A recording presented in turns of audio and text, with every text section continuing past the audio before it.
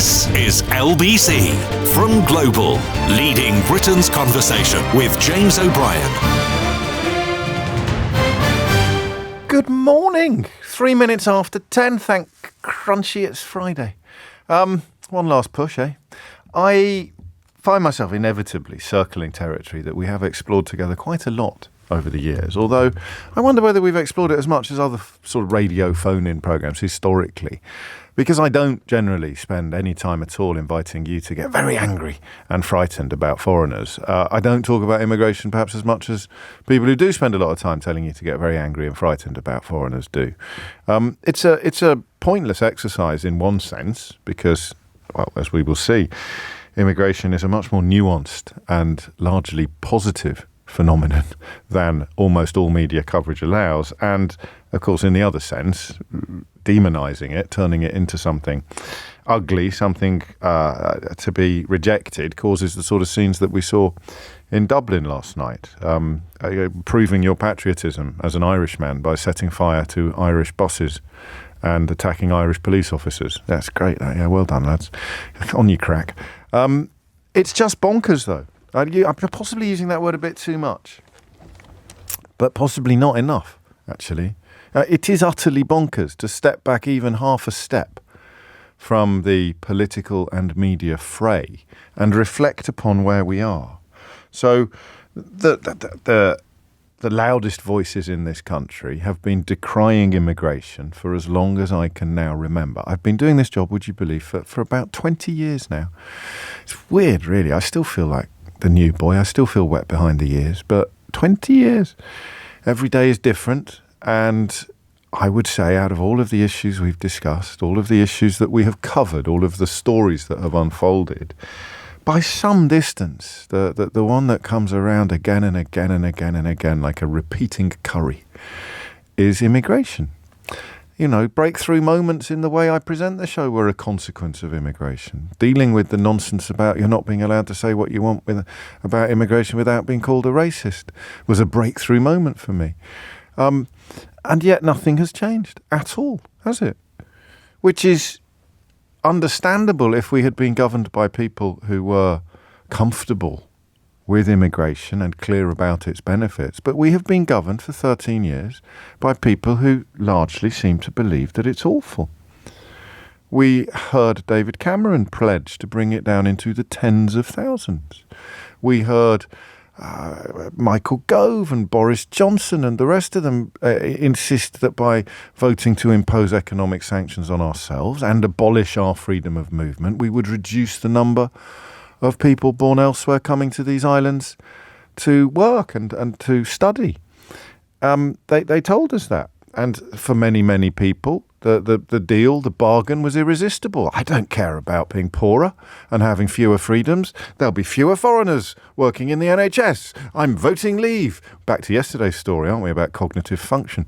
But that was a defining moment, a defining platform of the last 13 years, kicking in, well, the last 7 years, kicking in 2016. And then, since then, the Tory party has essentially been a race, if you pardon the pun, to be most negative about immigration. Various people queuing up to insist that this cannot go on. Suella Braverman on social media overnight using a phrase that the racist far-right hooligans in Dublin were actually chanting upon the streets, chanting on O'Connell Street, enough is enough. Enough, what is enough, you silly woman? Enough people like your parents? Is that enough? Is that too much, too little, just right?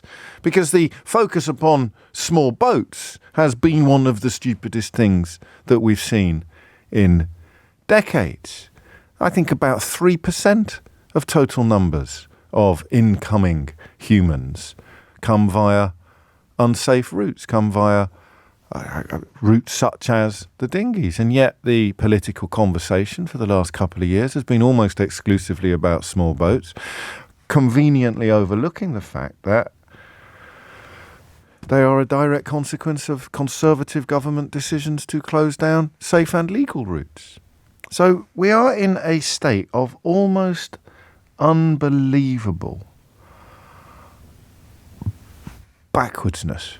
We're in the upside down. I mean, it is just surreal that the former Home Secretary, the recently sacked Home Secretary, who has been in charge of immigration policy into this country for most of the last 2 years, is on the front page of the most virulently anti-immigrant newspaper in the world, perhaps, the Daily Mail today, attacking the government that she only left last week. Suella leads Tory revolt on migration.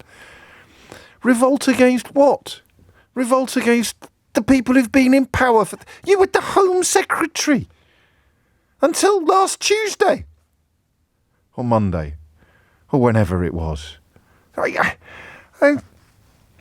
owe you an apology, by the way. I'm afraid I missed a trick yesterday when I suggested that they might hold fire slightly on these figures because they still want the Tories to beat the Labour Party. But of course I'd overlooked the fact that they might start a sort of, I don't think it's quite a leadership battle yet, but it might be a battle for the soul of the Tory party after the next electoral defeat.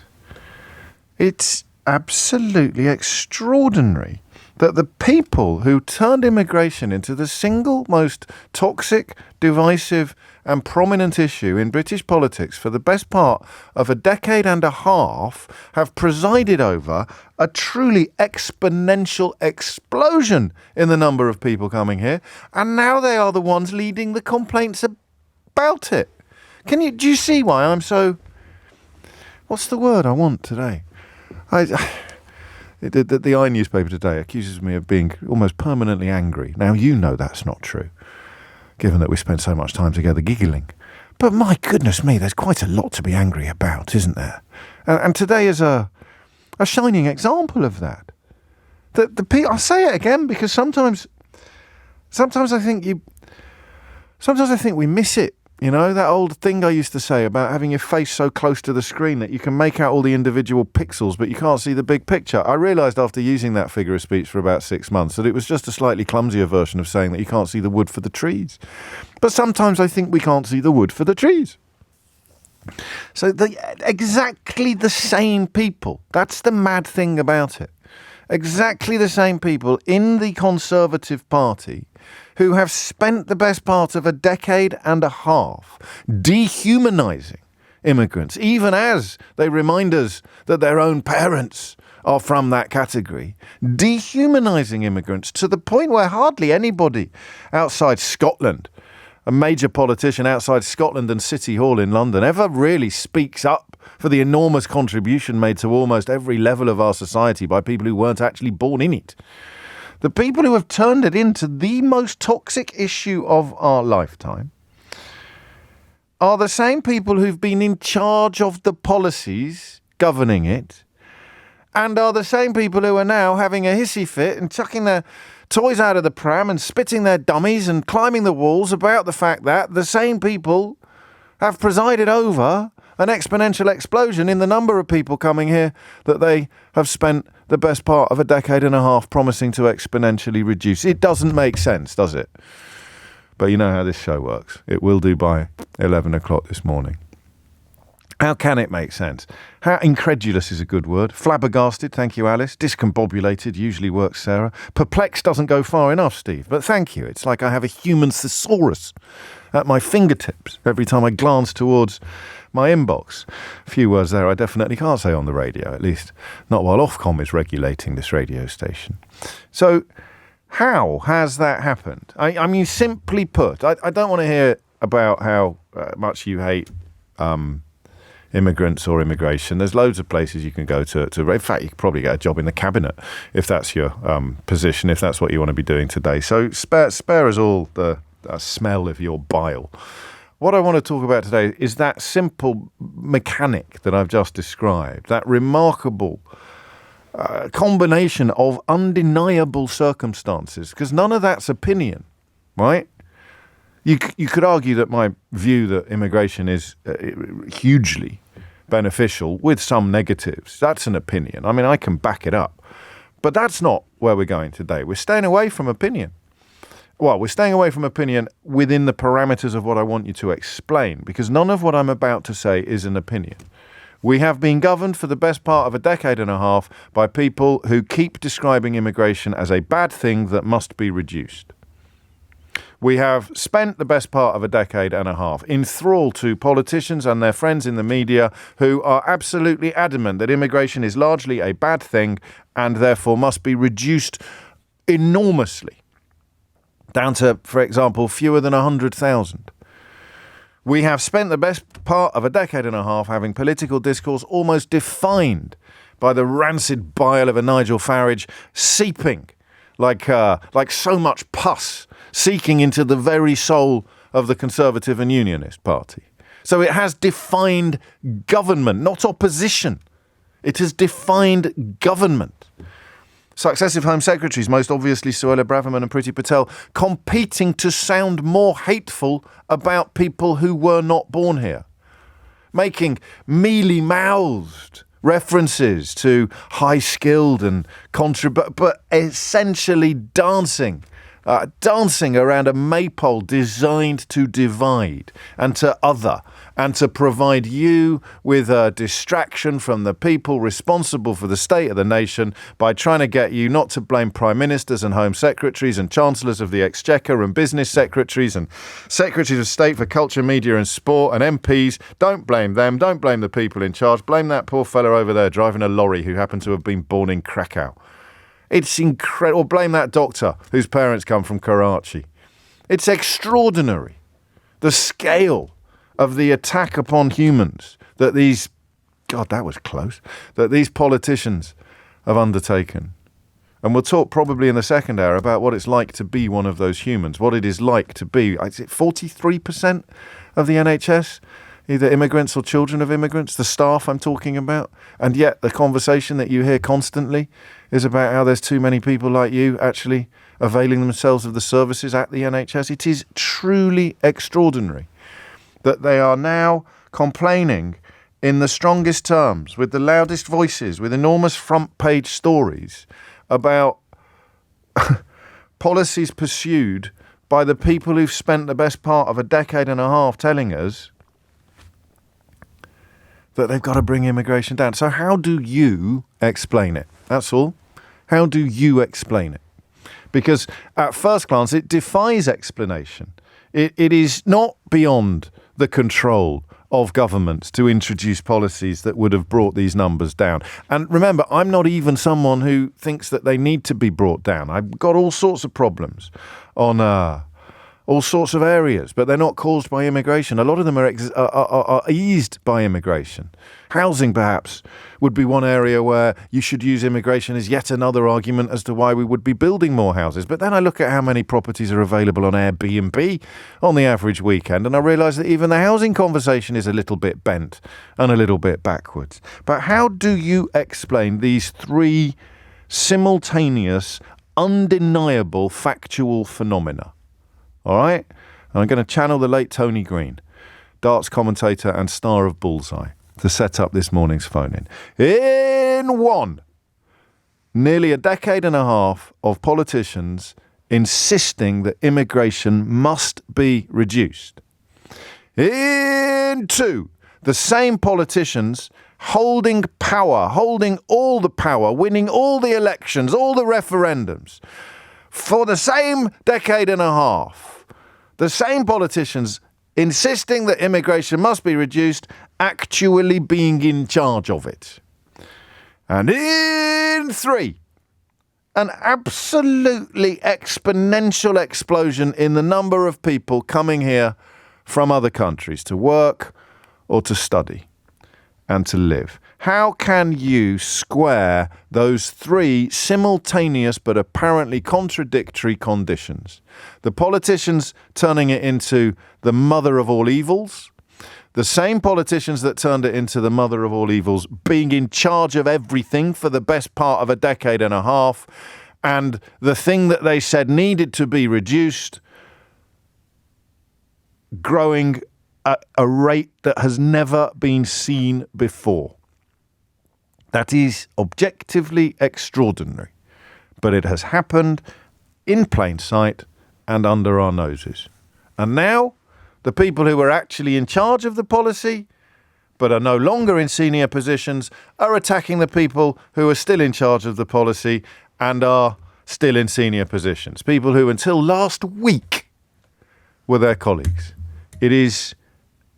I've started with bonkers and I'm ending with bonkers.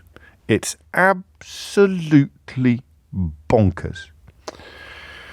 So, how do you account for it? Explain it to me. Explain to me the simultaneous unfolding of those three distinct but contradictory phenomena. Politicians turning it into a huge issue, while simultaneously insisting that it needed to be reduced. Those same politicians being in power, because it would be an effective opposition tactic to deploy, because it would involve attacking the current government for ... too many foreigners.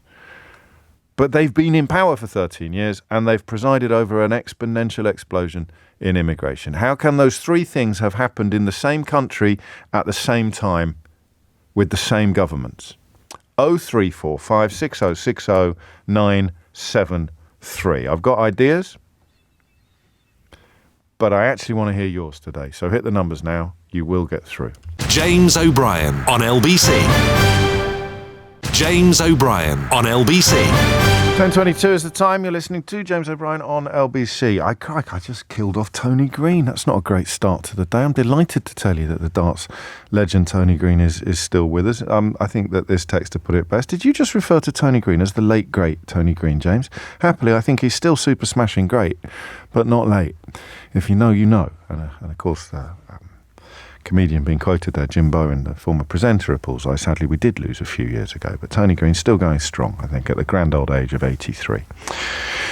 But don't let that distract you from the question that we're asking today. I want you, regardless of what you feel about immigration, and I'm not in the first instance asking what you feel about immigration, but how have you ended up in a country? Let's suppose that you've fallen for the toxic, divisive rhetoric. You really do believe that the reason why your life hasn't gone in the way that you'd want it to is because of all the Asian shopkeepers and Polish shop drivers and African doctors and whatever it may be. How have you ended up in a country where the people in charge for 13 years have been telling you how awful it is and how much it must be reduced, while actually presiding over circumstances in which it's gone up at a rate that we have never seen before? Numbers that, compared even to pre-Brexit numbers, and remember how many people thought Brexit was designed to reduce immigration, the numbers now are knocking it into a cocked hat. I just want to know how you think that has happened. Peter is in Rotherham. Peter, what would you like to say? James, nice to speak to you. Likewise. Right, okay, I've got a few kites to fly here, but I think my overall issue is that the current government feel that they have a right to govern, okay? Yeah. And I try, my politics are centre-left. Okay. Right, okay. But what I try to do when I'm debating politics with friends is to split competence and integrity from ideology. Yeah. All right? So, I'm never going to be a right-wing person. However, I can respect people with right-wing views if they have high levels of competence and ideology. Right, yes. And integrity, I beg your pardon. No. Now, but if we're faced with an arrogant government that feel that they have effectively a God-given right to govern, yes, they feel that they are the only people that can put the situation that they haven't inherited, that they need to be responsible for, but they're the only people that can put it right. And I can give you several examples of it. Well, you don't have to. I beg your pardon, but Richie Sunak... Well, no, I beg your pardon. I just want to steer you towards the question that we're asking about those three conditions. Okay, so because there's a lot of people listening and they want to contribute, so you just have to crack on a bit. Well, it doesn't make... Well, I think my answer is it doesn't bear scrutiny. When we've got a Prime Minister saying that he is the person for change, and we've got the former Home Secretary who is complaining about the level of immigration, rightly or wrongly, whatever your views are. But how has it happened? I mean, the sense of entitlement has been... I know, that's the question. How has it happened on their watch? Okay, James, okay. One of your big issues, of course, is Brexit. Now, if we are effectively removing the right for the freedom of workers within the European Union, we need to replace those workers from elsewhere. So, but it's double what it was, triple what it was when we were in the European Union. I completely, James. What? You're making it sound like you want an explanation. I'm trying to say that bloody do want an explanation. James, I'm trying to say that they are wrong. They are wrong. Well, I don't need any help with that, Peter, do I? Okay. I just did a 20-minute monologue, mate, and you're sort of providing me with a rehearsal of the greatest bits. How has it happened? How has it happened? Well, I do believe it. Go on. If you want a specific answer to that specific question, I think it's because we have stopped European Union workers coming in. There you go. That's your answer. Well, it's not, though. It's possibly part of the answer. And then also, all of the people who wanted to stop the European Union workers coming in, what the hell did they think was going to happen? And the people who promised that stopping the European Union workers coming in would reduce immigration in general, would reduce net immigration totals, have been they haven't just been proved wrong. They've presided over the opposite. So I need more, Peter. I need more. Number 5 is alive. I need more input.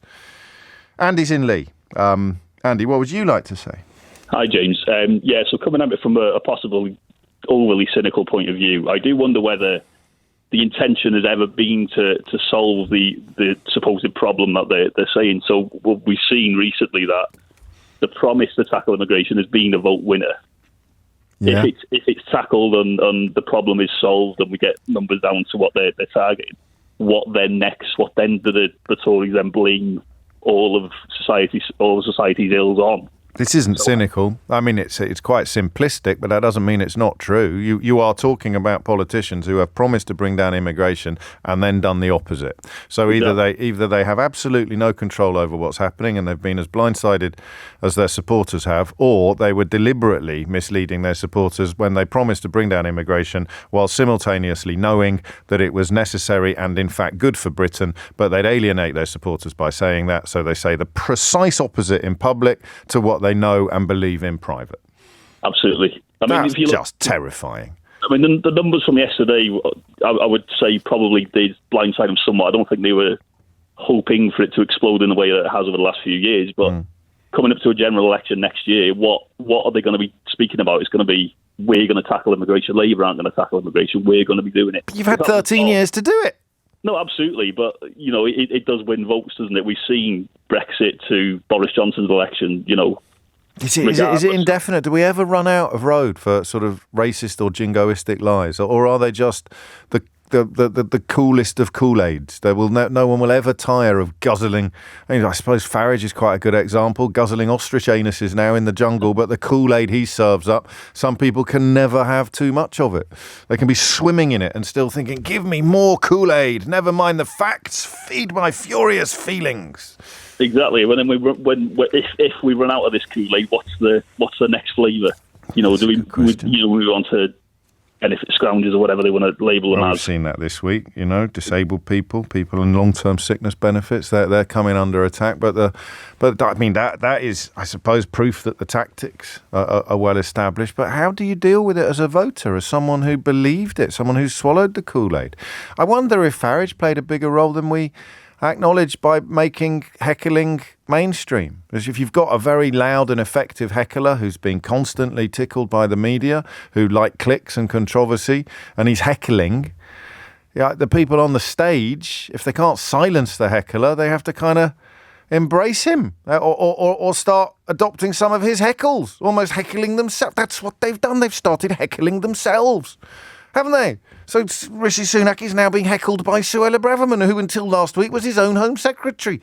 They're all heckling each other. Robert Jenrick, who is an immigration minister, is turning up at number 10 Downing Street with a plan to reduce immigration. 13 years after a Prime Minister arrived from the same party in 10 Downing Street with a promise to reduce immigration. They're just heckling. They're all hecklers. We've only got hecklers and we've got no performers. There it is. The Faragification of British politics in a flipping nutshell. All we have now is hecklers. We don't have any competent performers. They're all heckling each other. And sometimes they heckle themselves. Rishi Sunak sometimes gives the impression of heckling Rishi Sunak. Quite remarkable. James O'Brien on LBC. James O'Brien on LBC. And 10:34 is the time, because, I mean, the other element of this conversation, which is incredibly prominent in the news at the moment, is that they are playing with fire by it constantly inflaming the population about immigration and then doing nothing to reduce it. In fact, presiding over enormous and almost certainly necessary increases in it. They fan the flames of far-right hooligans who we saw trying to desecrate the cenotaph a couple of weekends ago and setting fire to public transport and attacking Irish police officers in Ireland overnight. These people have been enraged and infuriated by the rhetoric of immigration.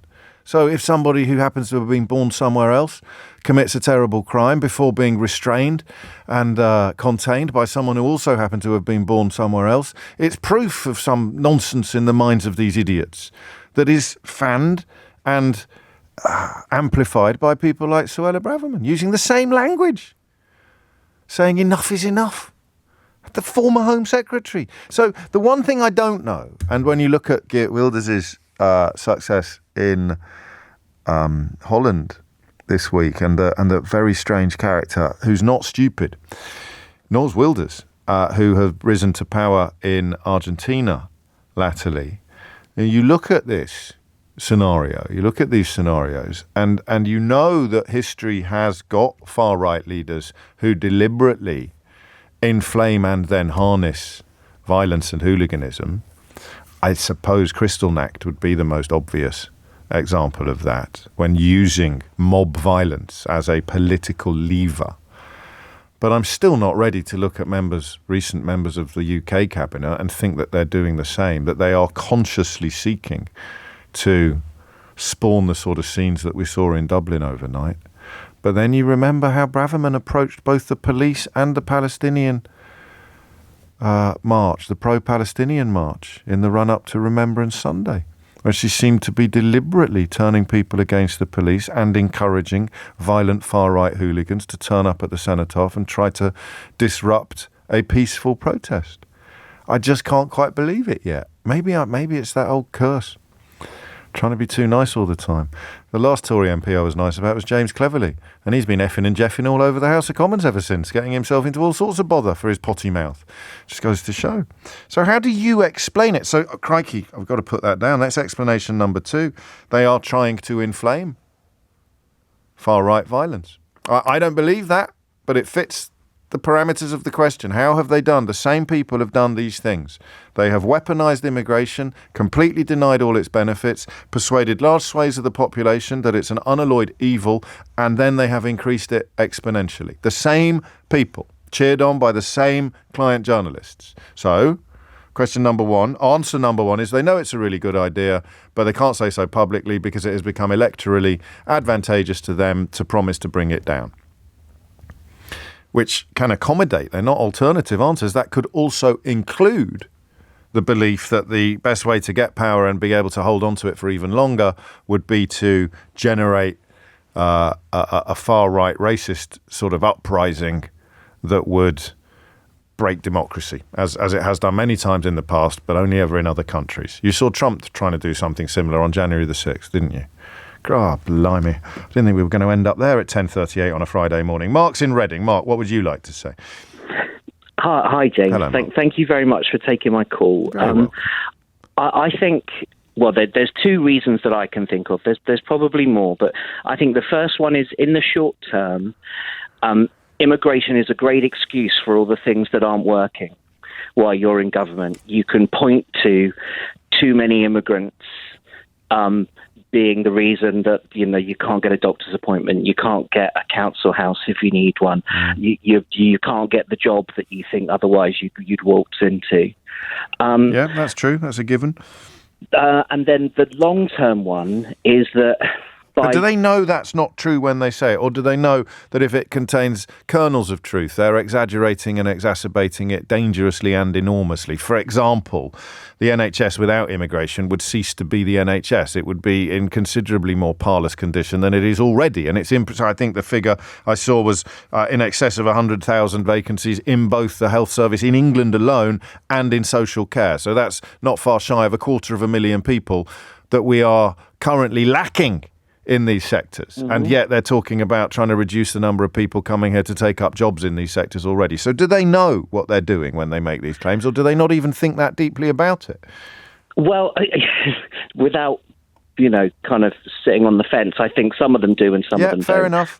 Yeah, I think you've got, the Lee Andersons, the Gullises. They probably don't know. What about a Braverman? I genuinely don't know with her. No.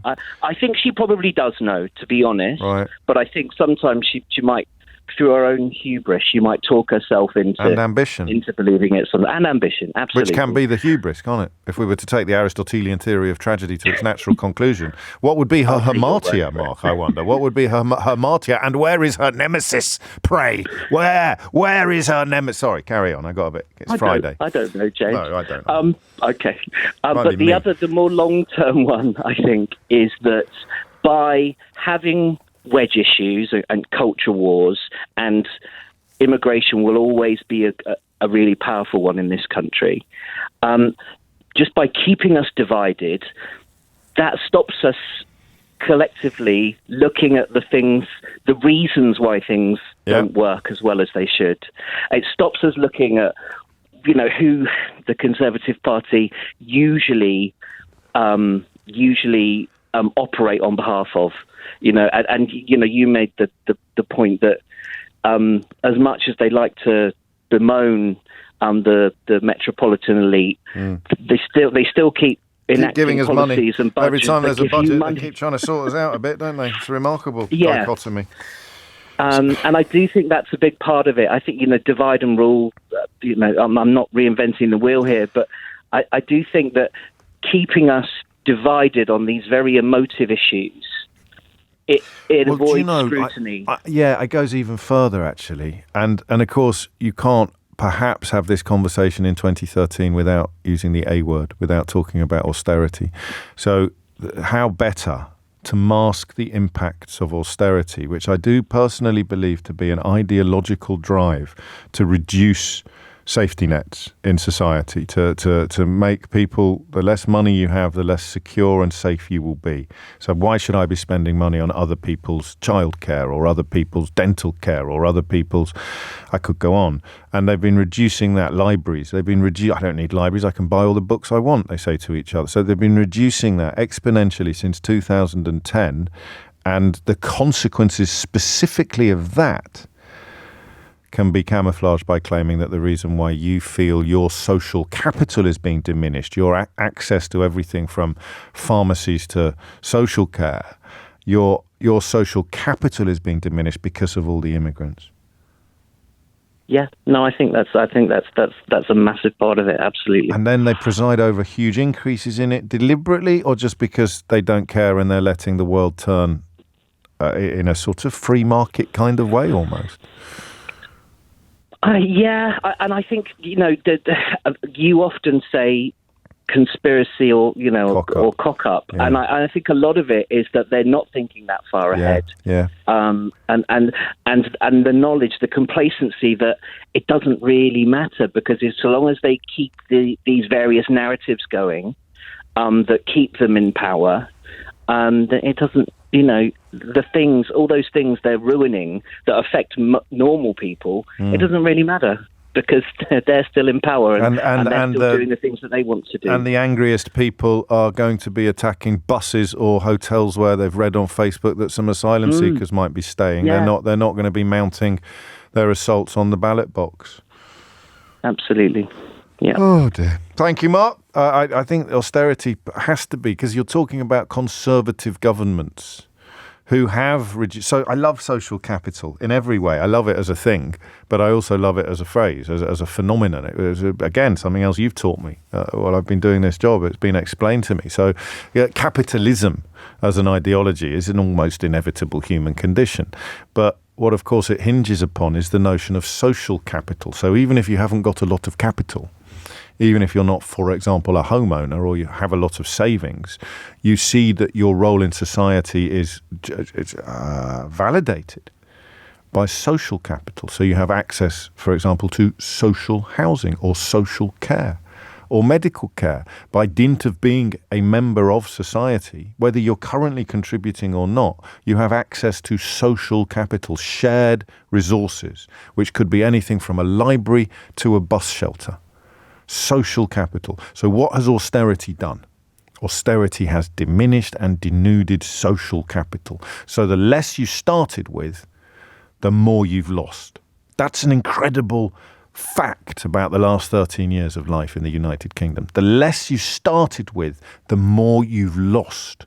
Because albeit that we're being hit in our taxes and we're being hit in the cost of living, if you were relying more upon social capital than personal capital, whether it was Sure Start, whether it was council housing, whether it was access to healthcare or dental care, the more you relied on social capital, the more you lost during austerity.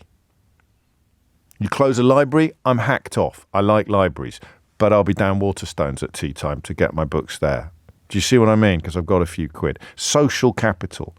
You've robbed me blind. If I started with little, I've ended up with less. And that's where perhaps, whether it's a conscious thought or not, the convenience of immigration as a tool of toxicity becomes irresistible, even for politicians who do know better. And that's why Mark was so interesting on the question of some of them clearly don't know any better, and you can tell. You look at people who clearly struggle to get IQs into double figures, whether it's a sort of Nadine Dorries or a Jacob Rees-Mogg or a 30p Leenock or a Brendan Clark-Smith. They don't know. They just know that if I say this, they're like animals in laboratory experiments when you can teach a rat to press a button for food. That's Lee Anderson. He's a rat who's learnt to press a button for food. Here's a button called anti-immigrant rhetoric. He presses that and he gets a jelly bean. The poor fella can't stop pressing it. Squeak, squeak, squeak, squeak, jelly bean, squeak, squeak, jelly bean, squeak, squeak, jelly bean. That's Lee Anderson's political career. And Sunak needs that in place, so he makes him deputy chairman with special responsibility for squeaking and eating jelly beans. So, but the other one, Sunak must know. What does Sunak think when he looks at these numbers? He's a number cruncher, right? Remember? A number cruncher. So he knows there's still 250,000 vacancies in the NHS and social care. He knows fruit is rotting in the fields. Rees-Mogg said the quiet bit out loud again yesterday. I don't know if you saw that. Why do we need fruit pickers? We can get all our fruit from overseas. Which will come as something of a shock to all the farmers that voted for Brexit at the invitation of people like Rees-Mogg, that penny farthing in human form. So what does Sunak, that's a good question, what does Sunak think of it all? He's a number cruncher. He knows that if you significantly reduce immigration, in the current climate, it will be coming from three very distinct and obvious places. You will either be reducing the number of foreign students coming here, paying large sums of money to study, upon which our institutions and universities have now come to rely, or you will be reducing the number of people coming here to work in healthcare, social care, other so-called exempted constituencies, but mostly, let's say, NHS and social care. And then the third group you will have to reduce is highly skilled workers in other sectors. So there are only three bits of the pie that you can remove or reduce. Foreign students who are subsidising our universities now, migrant workers who are holding up the NHS and social care, despite the fact that both sectors are still in desperate need of more bodies, or the ones they claim they want, which is the high-skilled workers in other sectors. Something truly hilarious about hearing people like Robert Jenrick talk about highly skilled workers. Good Lord, that is the definition of irony, isn't it? What's that you want there? Honest Bob? Highly skilled work. You wouldn't know a highly skilled worker if it's sat on your head, you ridiculous lump. And you've certainly never seen one in a mirror. Highly skilled workers from some of the most lowly skilled politicians we've ever had the misfortune of having to endure. But Sunak understands that. So Sunak sits there saying to himself, well, which one are we going to take? We're going to have fewer students, which will put enormous financial pressure on our universities.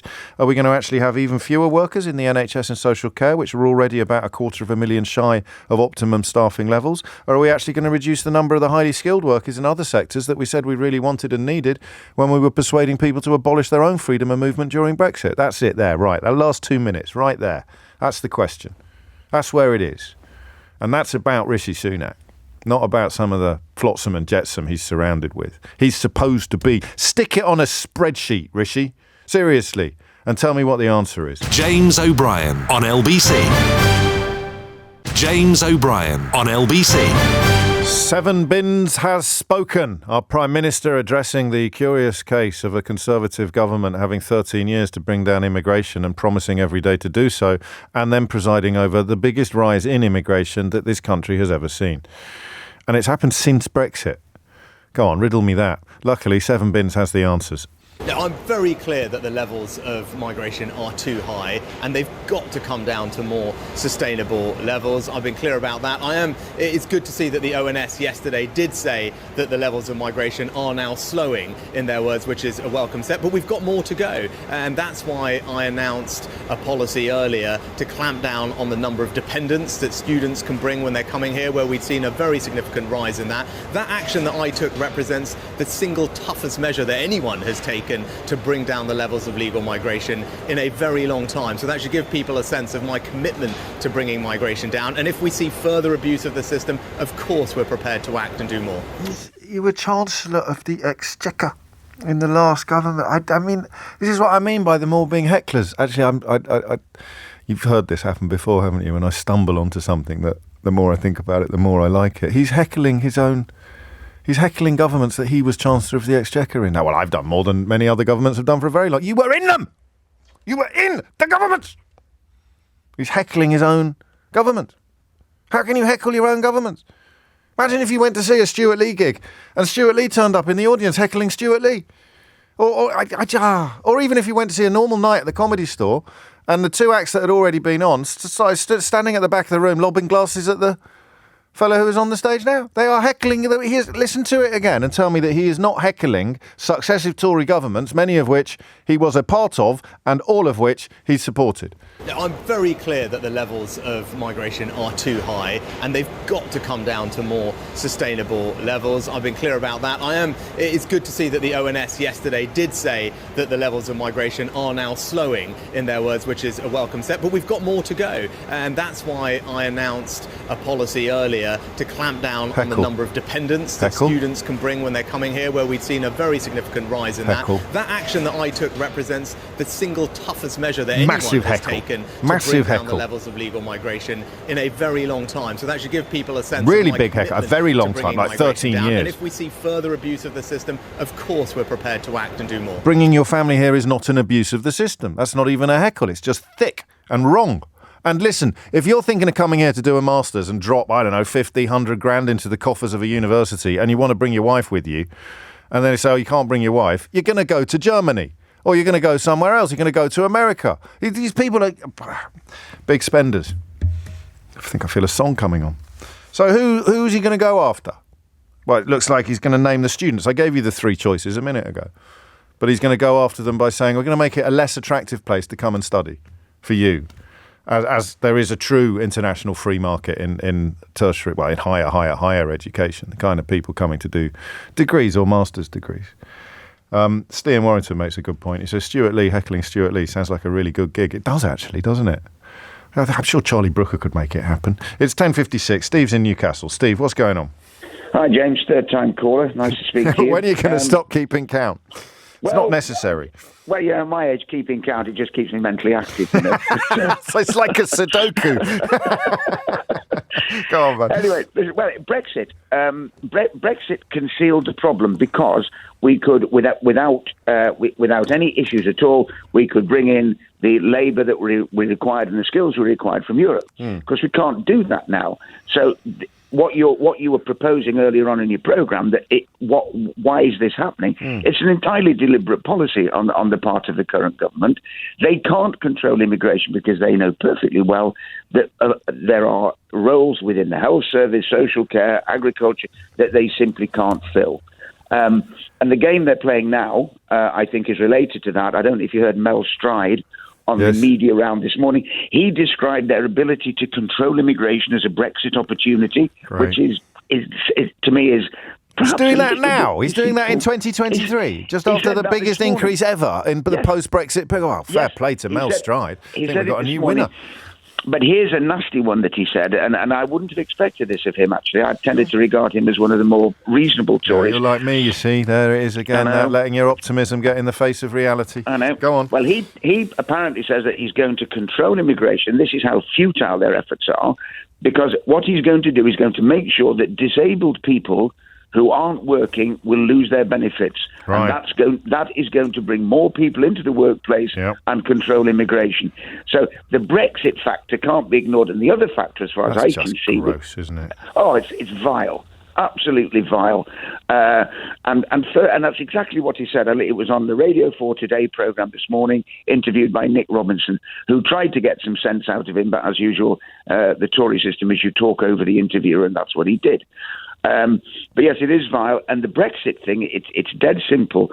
We cannot staff what we need in this country. Therefore, immigration will come from elsewhere, therefore it allows them to play a racist card. Yeah, but then why are they doing that though? When it comes back to bite them on the backside as violently as it has today and yesterday. That's the bit. Maybe I'm crediting them with thinking ahead of a 24-hour news cycle, which is always a dangerous thing to do. I think you're back to the Overton window. Yeah. I think that the Tory political stance has moved so far to the right that overt racism, which is what they're now using to deal with immigration, overt racism has become acceptable. And well, that's why I think in the next hour we'll move on to what it's like for people who've been here for years but weren't actually born here, because I can't even begin to imagine how much your existence has been polluted by this rhetoric and by these arguments. Thank you, Steve. An excellent hat trick there. Three down. How many? Who knows how many to go? It's coming up to 11 o'clock. It is bizarre. And I just want to stress again that none of the parameters for that conversation were disputable or controversial or even opinions. All three elements of that conversation were true. The people who have demanded reductions in immigration because they insist it's bad for our country have been in charge of our country for 13 years, and immigration has risen like never before. How can you make sense of those three factors? And I think we had a fairly good crack at it, but in many ways it's raised more problems than it's solved. James O'Brien on LBC. James O'Brien on LBC. It is 3 minutes after 11, and something that I have promised you I'd do more of in the past. Well, I promised you in the past that I'd do more of it in the future. I can't promise you that I'm going to do more of something in the past, because that would be impossible. I'd need a time machine to do that, which leads me neatly into the fact that Doctor Who's back on our screens at 6:30. Oh, that was good, wasn't it? Come on. Doctor Who's back on. Is it 6:30 tomorrow on BBC One? It's definitely tomorrow evening on BBC. That's a treat. That's something to get cheerful about, eh? Pal of mine, actually, who works in Switzerland, tweeted this morning about the, I don't know, you call it the gaslighting or the demonisation of immigration. And it was interesting because most of us would think of him as an expat, a Brit who works in continental Europe, becomes an expat, not an immigrant or a migrant worker or an economic migrant. But he is, of course, all of those things. And he just described listening to the casual demonisation of migration on all sides of UK politics is profoundly depressing. And that's a well-educated, well-paid white man working elsewhere in Europe. God knows how profoundly depressing it must be if you are rather more obviously of immigrant stock, rather more obviously from an outsider's or an incomer's background. And that's what I'd like to talk about. And I need to set this up quite carefully, because I don't imagine it is necessarily something that you want to shout from the rooftops or even perhaps acknowledge. But I don't know how old you are, and I think it will matter a bit. I don't know what your family history is, but I suspect that the longer you've lived here, the more shocked you are by how we now talk about people like you.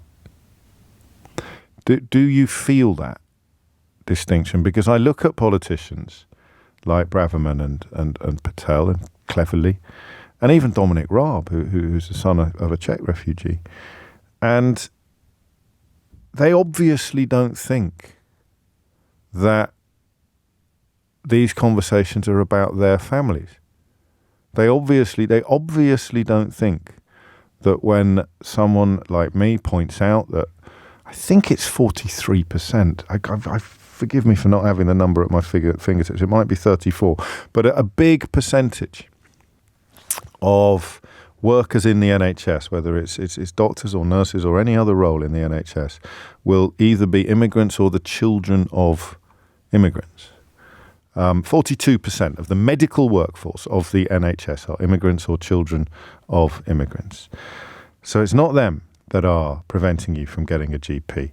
Lorraine Kelly had a great guest on yesterday, Dr. Amir Khan, who used this phrase, "I'm tired, Lorraine, of having to justify my existence by the worth I bring to this country." And that's really the question I want to ask you. What is it like to have to justify your existence by the worth you bring to this country, particularly when you're pushed into a position of having to justify it by individuals who bring no worth whatsoever to this country, but spend their lives feeding prejudice and personal vanity? Imagine the role that Nigel Farage has played in creating a country where people like his own children may feel compelled to justify their experience by the worth they bring to this country. I want to know what it's like. 03456060973. I also want to know whether or not it is and has got worse. Because I don't know. I presume it has. In many ways, I'd like to be wrong. I also, listen, I don't want to sound naive or soppy. I also just want to recognise what you're going through. You know, I speak as someone of Irish heritage, but fourth, I think, generation in terms of my family, but in terms of my biological family, I'm a first-generation immigrant. Biologically, I could be on the first boat back if the political landscape were to change and they started investigating family trees as assiduously as you send some of them might like to. So I don't really get it. I see a little bit of anti-Irish abuse. It was much worse in the 80s. In fact, now any crime committed by anybody not born here who happens to be a Muslim must be terrorism in the minds of many racists, and so it was with Irish people. And anybody with an apostrophe in their surname when I was young would be accused. But it didn't really land. I got into a couple of fights at school, but it never really felt like I was unwelcome here. So I don't have the experience. I don't have the background. Equally, I don't have the right to go much further than I've gone already when talking about prominent right-wing politicians from immigrant backgrounds. And I stress it's not for me an issue of skin colour. It would apply at least as much to Dominic Raab or Nigel Farage's children, who of course have a German mother, as it would to people with darker skin than me, which is pretty much everybody in the country actually has got darker skin than me. If gammon were a reference to complexion, I would be quite close to being the king of the gammon. But of course it's not. It's a reference to beliefs. So I want to know what that's like. I want to know what it's like. I think Dr. Khan has put it quite poignantly. He talks about, I'm tired of having to justify my existence by the worth I bring to this country. Are you tired? And how does that work? How do you have to justify? What is it that you say? You've caught me perhaps on occasion bridling a bit when people ring in to describe their difficult financial situations. And we've built up, I think, enough trust over the years between each other, between you and me, that we do share stuff that sometimes we might be a little bit surprised to find ourselves sharing on the national radio. I know I do, and I know you do as well. But when people are talking to me about financial difficulties in which they find themselves, they often say, I've never claimed any benefits. And I often respond by saying, I don't care. If you have, that's fine. That's why we all pay our taxes, to knit a safety net into which we might all fall one day. And even if you're lucky enough to believe, whether correctly or incorrectly, even if you're lucky enough to believe you're never going to need the safety net, unless you're a psychopath, you recognise the necessity of having it in place for everybody else. That's what society means, and there is such a thing as society. So I think it's probably the same, that idea of having to justify my existence. I need to justify the difficult circumstances in which I find myself by making it clear that I'm not one of those mythical tabloid creatures who is earning £5 million a week by claiming various unemployment and sickness benefits and living in a Disney mansion in the middle of Hampstead Heath. I've never claimed anybody. I don't really mind whether. So I think that's what Dr. Khan is talking about. I have come here to work, or my parents came here to work to make a better life. And I have. So this is what I mean by having to choose my words very carefully. Is there a sense in your mind, and I hope there isn't, but you know how this show works, I'm putting forward thoughts. Is there a sense in your mind, subconsciously, you may not even have noticed it until I mention it now, that you feel subconsciously compelled to prove I'm not that kind of immigrant? In the same way that someone ringing me to talk about benefits will be at great pains to stress how many years they spent paying taxes, how latterly in their lives it is that they've come to rely upon welfare payments.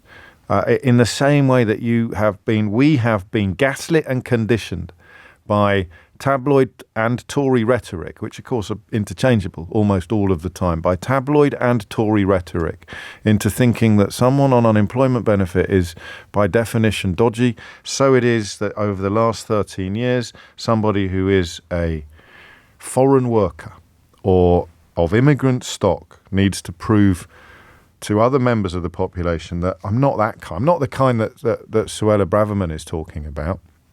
I'm not the kind that they're I'm not the kind that the Mail is getting cross. I'm not that kind. I'm not that kind. No, not me. You don't mean me. I'm tired of having to justify my existence by the worth I bring to this country. And do you know, as I read that, a text dropped into my inbox. As an immigrant, what I find extremely baffling is the failure of so many here to understand what the government gets in terms of money from immigrants, those that arrive legally, which is, of course, the massive, massive, massive majority. Family of 4, that's 2 adults and 2 children, paying, according to Carrie, and I've got no reason to doubt her numbers, just shy of £20,000 over a 5-year period for a visa. That's the immigration health surcharge plus visa fees, which depend on the course of the visa route taken. But you want to be more than 5 years, £1,420 per person if applying from outside the UK. So that becomes another £5,680. And that's all paid on top of tax and national insurance. So the contributions are great. Most of us won't even know that. And who needs to know that? Because one wonders whether the people who really need to know that have got wax in their ears on these sort of issues and their eyes firmly closed. I don't want to hear about it. I don't want to hear about the contribution. They take more than they give and they're taking it from me. Thank you. Enough is enough. When the opposite is almost certainly true. So that line there is the one I want to draw your attention to with quite a heavy heart. I'll be honest with you, with quite a heavy heart. And it's from a doctor, and the NHS is probably the crucible of contradictions in these conversations. The idea that, if only there were fewer immigrants here, your nan could have a new hip. When in fact, if there were fewer immigrants here, there'd be no one there to actually fit it or look after her when she was recuperating. I'm tired of having to... Do you understand that? Do you feel that? Does that describe you? An increased need to justify your existence in a country that really is just home. James O'Brien on LBC. James O'Brien on LBC. It is 11:18. James, I'm of immigrant stock. I'm mixed. My kid's mum is white. I walk around with great relief that my kids look white because the direction of travel looks bleak. Can you imagine that? I can now, because you've explained it to me. Kasia is in Enfield. Kasia, what made you pick up the phone? Hi there, James. Thank Hello. you for taking my call. And I listen to your show very, frequently. But I'm a first-time caller to you. I've spoken with Sheila before, I think. But okay, well, this is the big time. The reason, the reason I really wanted to call in is because I find it quite disrespectful and quite humiliating that my status as an immigrant is questioned. Yes. Why should I have to justify myself? But you do feel that you do, so you recognise what Dr. Khan has said. I think increasingly people do, and I was speaking to your producer that, I've lived in this country for 30 years. Yeah. I used to live in North Wales. The first time I truly experienced kind of xenophobia, I'll put it this way, was when I moved to London about 15 years ago. Gosh, really? Yeah, and, it was the most ordinary circumstances, honestly, really ordinary. And, but, I'm white, I'm Polish, I was born in Poland. But I feel increasingly that it is demeaning to question, what value you bring to a society, especially when it's only seen in economic value. And, rhetoric coming from the Tory government saying like, we will accept people only if they can bring economic value to our society. I think it's, first of all, very short-sighted and very foolish and completely driven by capitalist values because, I work in creative arts. I'm an artist. So, what value do I bring to the society? Well, lots, but I understand what you mean. You may not be bringing enormous financial value, although equally you may, and that's getting worse today. £35,000 a minimum income requirement to come here and work, which is, it tells you what they value, doesn't it? Really. I think it does, and I think, obviously I would say it is short-sighted because there's much more to society than the money it makes and the wealth it creates. But where does the pressure come from? Because there's rhetoric, and sometimes I think I'm possibly part of the problem rather than the solution by even talking about this stuff. And possibly some people listening will be going, God, I do feel like that, and I hadn't realised before, in which case I've not really done them a favour, have I? I've done them a bit of a disservice. So where do you feel? And it's not just Tories, of course, because, there's plenty of people who would be traditionally leaning to the left, who have swallowed the Kool-Aid just as enthusiastically. It's just that at the moment their political leaders aren't encouraging them to guzzle down more. But where does the pressure come from that makes you feel you kind of have to justify your presence, if not your existence?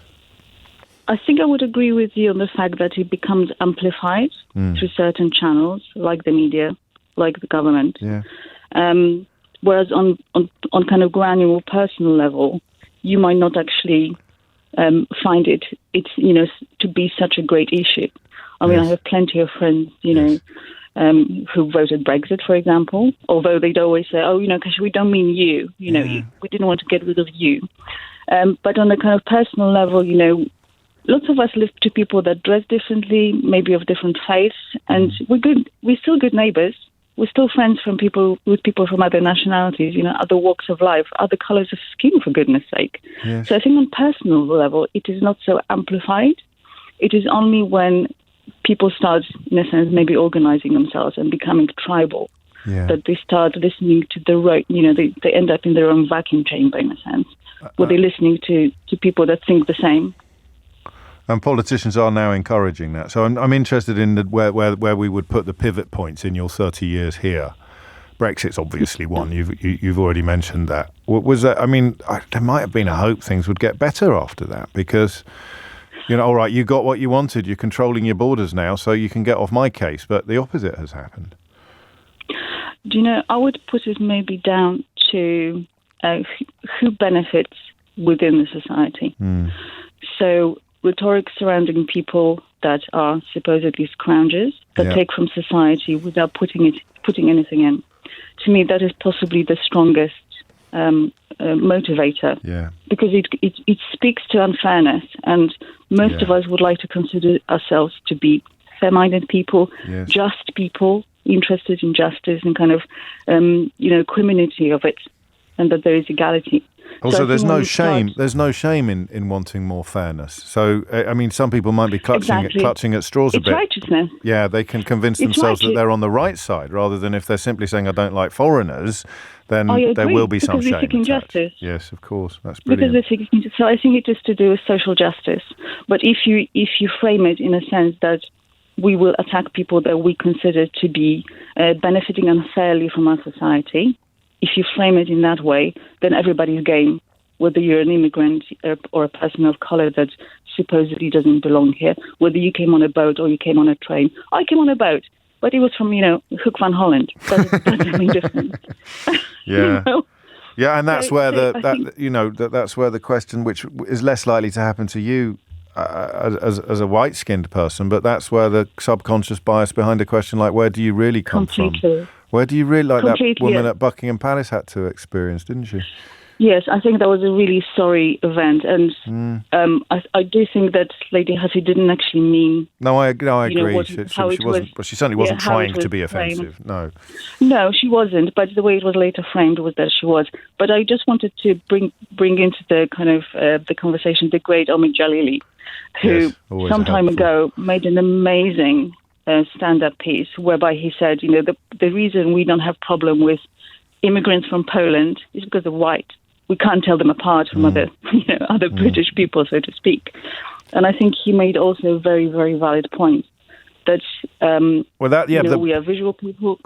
Yeah, except that. We just fall to Well, except for your friends who said they didn't mean you, because they did mean Eastern Europeans.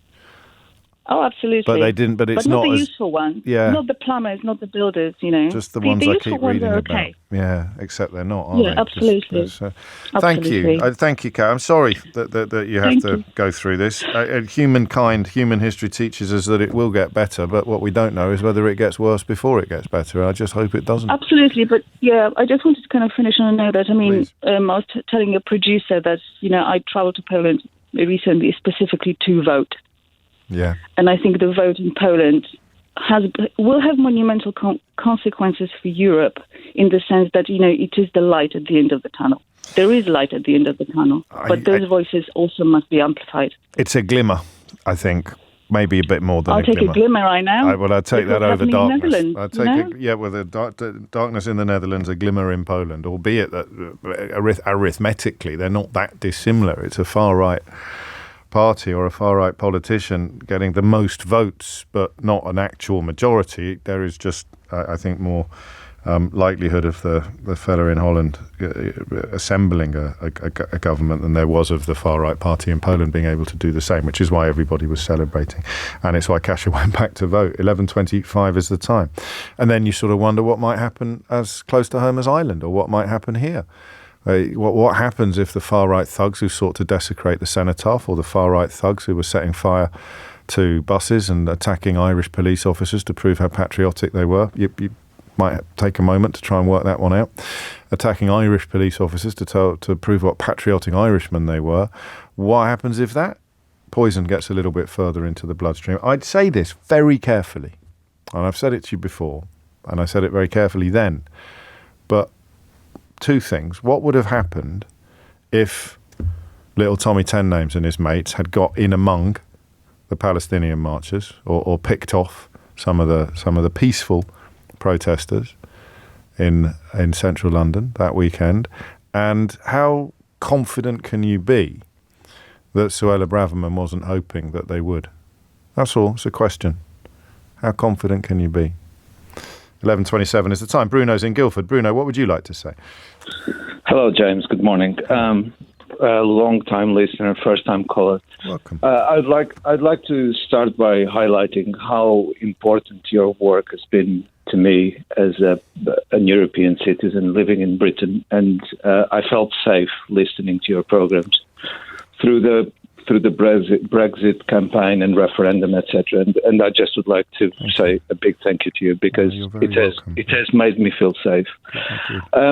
So I came to this country in 2003, kind of the peak of Tony Blair era of optimism. I got a job. I got two kids who were born here. I lived in London for 10 years, and then I moved to Surrey, where I live now. And I have the sense that, so I became an academic, so I had an opportunity to go into academia. I teach kids at university, young adults at university today. And that is quite soothing and rewarding as an antidote to whatever else is out there in the world. I have the sense that, particularly since Brexit, since about 2015, that I have this constant sense that I became part of a problem. But I'm not sorry for myself. Sure. I mean, I really enjoy coming through the border control when I come back from Portugal from holiday. and telling the border control officer that I'm coming home. And that not only gives me joy, not because I'm confronting him or her. It gives me joy because I feel it. Yes. I genuinely feel it. And so I think the past 6, 7, 8 years have been incredibly difficult in that sense. On the other hand, I feel quite lucky and quite privileged for all the opportunities that I've been given. And I have a good life here. Yes. And I enjoy it now. Do I need to justify my existence through the value that I bring to Britain? Not particularly in my academic world, but I did notice a difference or that urge to justify. It's atmospheric, I think. Is it? Sorry, I interrupted you. It is. Once I moved out of London, that's what I was going to say. Okay. Yeah. And yet, for Kasia, she found things got worse when she moved into London. So there's no universal experience, is there? When I say atmospheric, what I mean is a day like today, you walk into a supermarket or you walk into a newsagent and you've got Suella leads Tory revolt on migration. You've got migration figures pile pressure on PM to act. You've got, I haven't checked the Express yet, but I can guarantee failure to halt migration is slap in face for public. And how much of you sees you in those headlines? This is underlying sense that you are part of the problem being discussed. And I feel, on very rare occasions, I felt a sense of guilt for being here. But on the other hand, the balance between that sense of guilt and the sense of joy or happiness, I love living here, and I get that, and that's really important because there'll be an idiot listening who'll go, if you don't like it, then why don't you sod off back to Portugal? But the point is, you're describing a variety of emotions, a variety of feelings, some of which have got a lot worse in recent years, but not to the point where they can cancel out or nullify the more positive feelings that you're describing. I mean, just as an example, I felt that the social circles, which is something that makes you feel like you belong, the social circles and being integrated in, finding friendships and the social network outside London was a much, much slower process than the 10 years I lived in London. And it took me 10 years to join a local tennis club, to feel confident to walk into a local tennis club 30 miles away from London and say, hey, I'm here, I want to join, I want to play. Yeah. And now I feel, having done that 6 months ago, I feel that fear was somewhat unjustified. Yes, I'm glad you said that, actually, because I certainly wasn't going to try and tell you that you shouldn't have felt it, but but it's nice that you've discovered that it perhaps was somewhat unjustified. So, exactly. So it gave me a sense of, ongoing insecurity that comes and goes. Because everyone in the tennis club is walking past the same front pages without thinking, crikey, that's kind of me. And so that creates the atmosphere in which you might feel that other people are thinking things that they might probably not be feeling, but the evidence that politicians and high circulation newspaper editors want people to feel like that is absolutely irresistible, which leads us back to the 10 o'clock question this morning, which was why then have they done the polar opposite of what they've persuaded people that they want? Bruno, thank you. I'm a little late for the news, but that's a compliment to how hard I was hanging on to your every word. James O'Brien on LBC. James O'Brien on LBC. It is 11:36. You are listening to James O'Brien on LBC. A couple of people pointing out that the experience of white people here who weren't born here will be different from the experience of non-white people here who were born here, and possibly even different from the experience of non-white people here who were born here, which is why, forgive me, I nearly said why racism isn't a black and white issue, but I think that would have been a little, almost a badum-tish.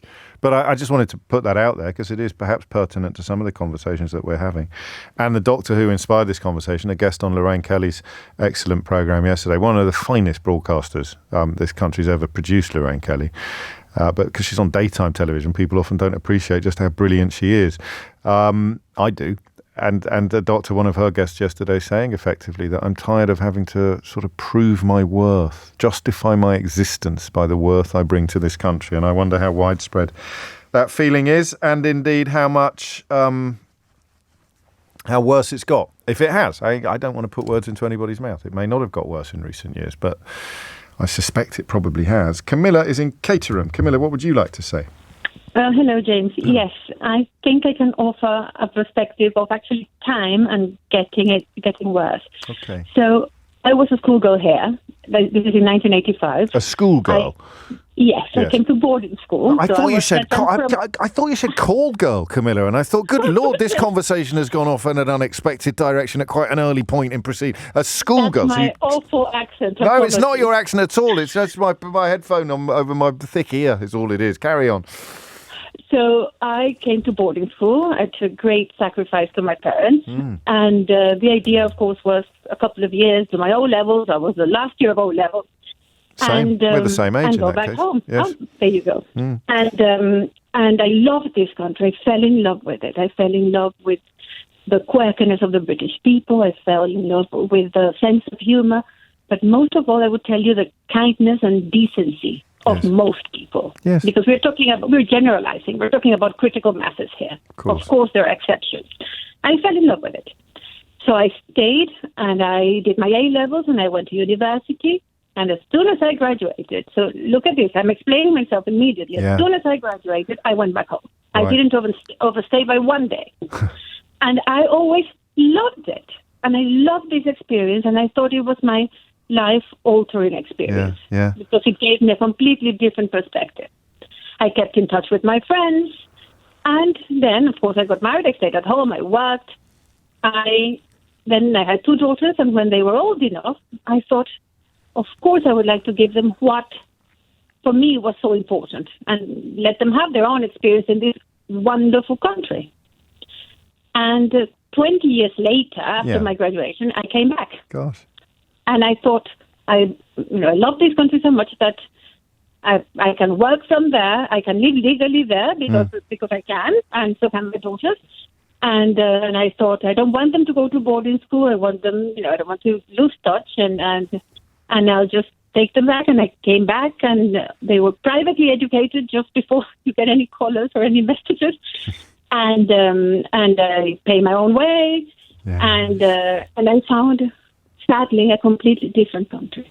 A country where I have to explain the fact that I am paying for my own way, that I am not a scrounger, where it is shocking. And where does that pressure come from? You were saying, sorry. Where does that pressure come from? Where do you feel that the need to do that comes everywhere, from? Like you were saying, everywhere. I mean, right. I am a listener, obviously, of your program, but sometimes I just say enough because it's just making me feel so bad. Yeah. Everywhere you go to the and I don't. I mean, I think I'm brownish. Sure. People, if when they guess, they think I am actually Scandinavian because we're quite tall and quite. Yes. But you don't see it until I open my mouth. But I very much feel it to the point that my daughters are now at university here.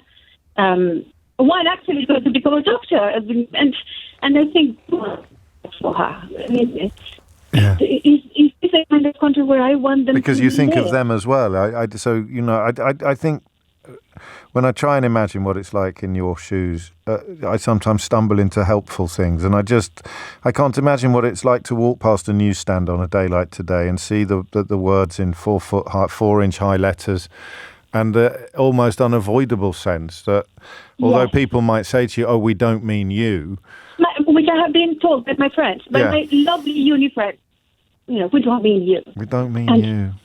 And I just think, yes, of course you do, but I just don't want to be rude. And another thing is that I just maybe actually in your idiot's corner because maybe I just don't get it. Highly unlikely, Camilla, but carry on. I really do not understand what is how. Okay, this is how I see it, and please, I am not enamored with my theories. I want to be proven wrong and learn. So, I think that the only reason why this is an everyday hot topic. It's because it gets the politicians' votes. So my concern is why? Why have we come to a point that this gets votes, that there is a critical mass that believe that foreigners are bad for this country, a country where, and I live in a small, leafy, historic town where not much happens, and the social life is the local Costa or Greg's. Right. And believe me, James, every week they have to close early because they are understaffed. So I really don't understand it. Please explain it to me. Well, I tried in the first hour. I think you might have missed the first hour today, Camilla. You were probably too busy buying steak bakes down at Greg's. But but we tried, and I think you're right. I certainly don't think you're heading towards Idiot's Corner anytime soon. There is an opportunism to it, an opportunism to claiming that it needs to be brought down while privately accepting that it needs to be high. It needs to stay high, and they've got themselves partly by allowing people like Farage into the public space, into polite society. They've got themselves into a right old mess, where the people who have been persuaded it needs to be reduced you have to keep feeding them, you have to keep shoveling coal into their bellies, and yet. But I don't understand how they do. Sorry to interrupt. How they do not see what is happening around them. That businesses are closing and going bust because they do not have workers. I mean, you can tell me something, but hopefully, and I do. I'm sorry. I work in education, and I do think there's a huge problem in this country with education. Yes, there is, and it's only going to get worse. Otherwise, you wouldn't be able to manipulate people in this way, that they disregard what their eyes are telling them. Yes. Well, I mean, we're back to Orwell, aren't we? You're absolutely right. But I guess that I don't have answers to your questions, not complete answers, and I share much of your confusion about how effective, how it can be so effective. The numbers are quite small, but you only need 15 to 20% of the population to be falling for this stuff for it to become electorally significant. And I guess that when they start talking about forcing disabled people to go to work, they are tacitly acknowledging the scale of the hole that they're going to leave in the workforce by introducing their xenophobic policies. But absolutely, I don't think their synapses connect in the way that ours do. I think that if you come from a place of hate or anger, then there's a little bit of your brain that stops working properly. So that's how you can end up saying that you're going to confiscate tents from homeless people, or you're going to withdraw living support from disabled people. You get to that place, and the hatred is so all-encompassing that it crowds out almost everything else. That's not a satisfactory answer to your question, but... Can I just say something yes? else? And I do apologize. Do stop me if I'm rambling. But as long as you promise to do the same to me, Camilla.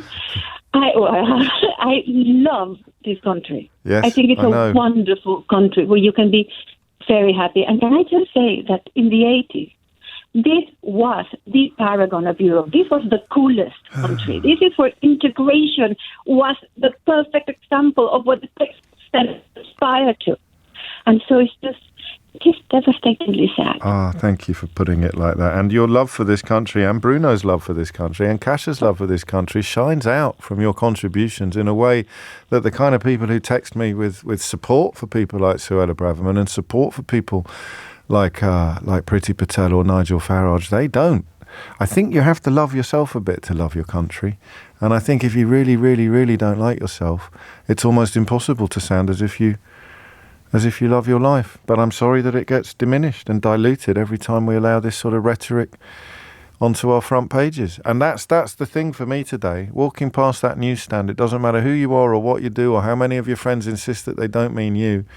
You walk past that newsstand and it feels like they do mean you, which does make a certain type of Tory politician interesting, to say the least, because how do they manage to exclude themselves from the fear that they're talking about? If not you, then your mum or your dad. I don't know.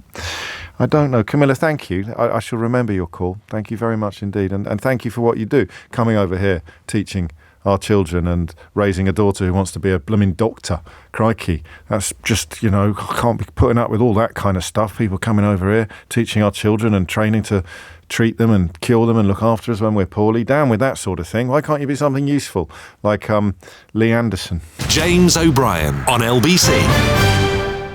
James O'Brien on LBC. 10 to 12 is the time. A lot of love coming in for Camilla and all our callers this hour. I would add, if you discovering the programme for the first time, we do try to do things a little bit differently, particularly perhaps on subjects like this, than some preconceptions that you may have about how radio phone-ins unfold. I'm also trying constantly to become a little bit less London-centric. In fact, I forgot to introduce a Scottish element to the conversation in the first hour. In fact, and this hour as well, is it different in Scotland? Is a question that I have in the back of my mind now whenever we turn our attention to social issues and many political issues. Is it different in Scotland? I hope it is. I'm looking at reports and claims from you that it is. But as part of the anti-London-centric bent that the programme sometimes suffers from, Henry Riley is here to bring us up to date with the latest developments from West Midlands Police. So they've gone into special measures. That's 5 forces in the country now? That is 5 forces. So West Midlands joins the Metropolitan Police. I'll tell you what, if you'd been Home Secretary until relatively recently, you'd be really hiding out at the moment, wouldn't you, and not sticking your head above the parapet complaining about everything else that you also had control over for the best part of the last 2 years. Sorry, Henry. No, you may well be right. Devon and Cornwall Police, another one of those forces, Staffordshire and Wiltshire Police. Interesting to note as well, James, actually 2 other forces were recently in special measures as well. Cleveland Police only came out in September 2023, and last year Greater Manchester Police. And the reason West Midlands Police is so important, James, is it's the second largest police force in the country. It covers 348 square miles. It's a huge area. A population of 3 million people is who they cover. They describe it, His Majesty's Inspectorate of Constabulary. They are the police watchdog, effectively, who will decide who goes into this enhanced monitoring, also known as special measures. So they have 2 essentially tools up their armoury. Firstly, it's to scan, which basically means they are constantly monitoring all the police forces at all times to see if any of them are struggling with certain areas.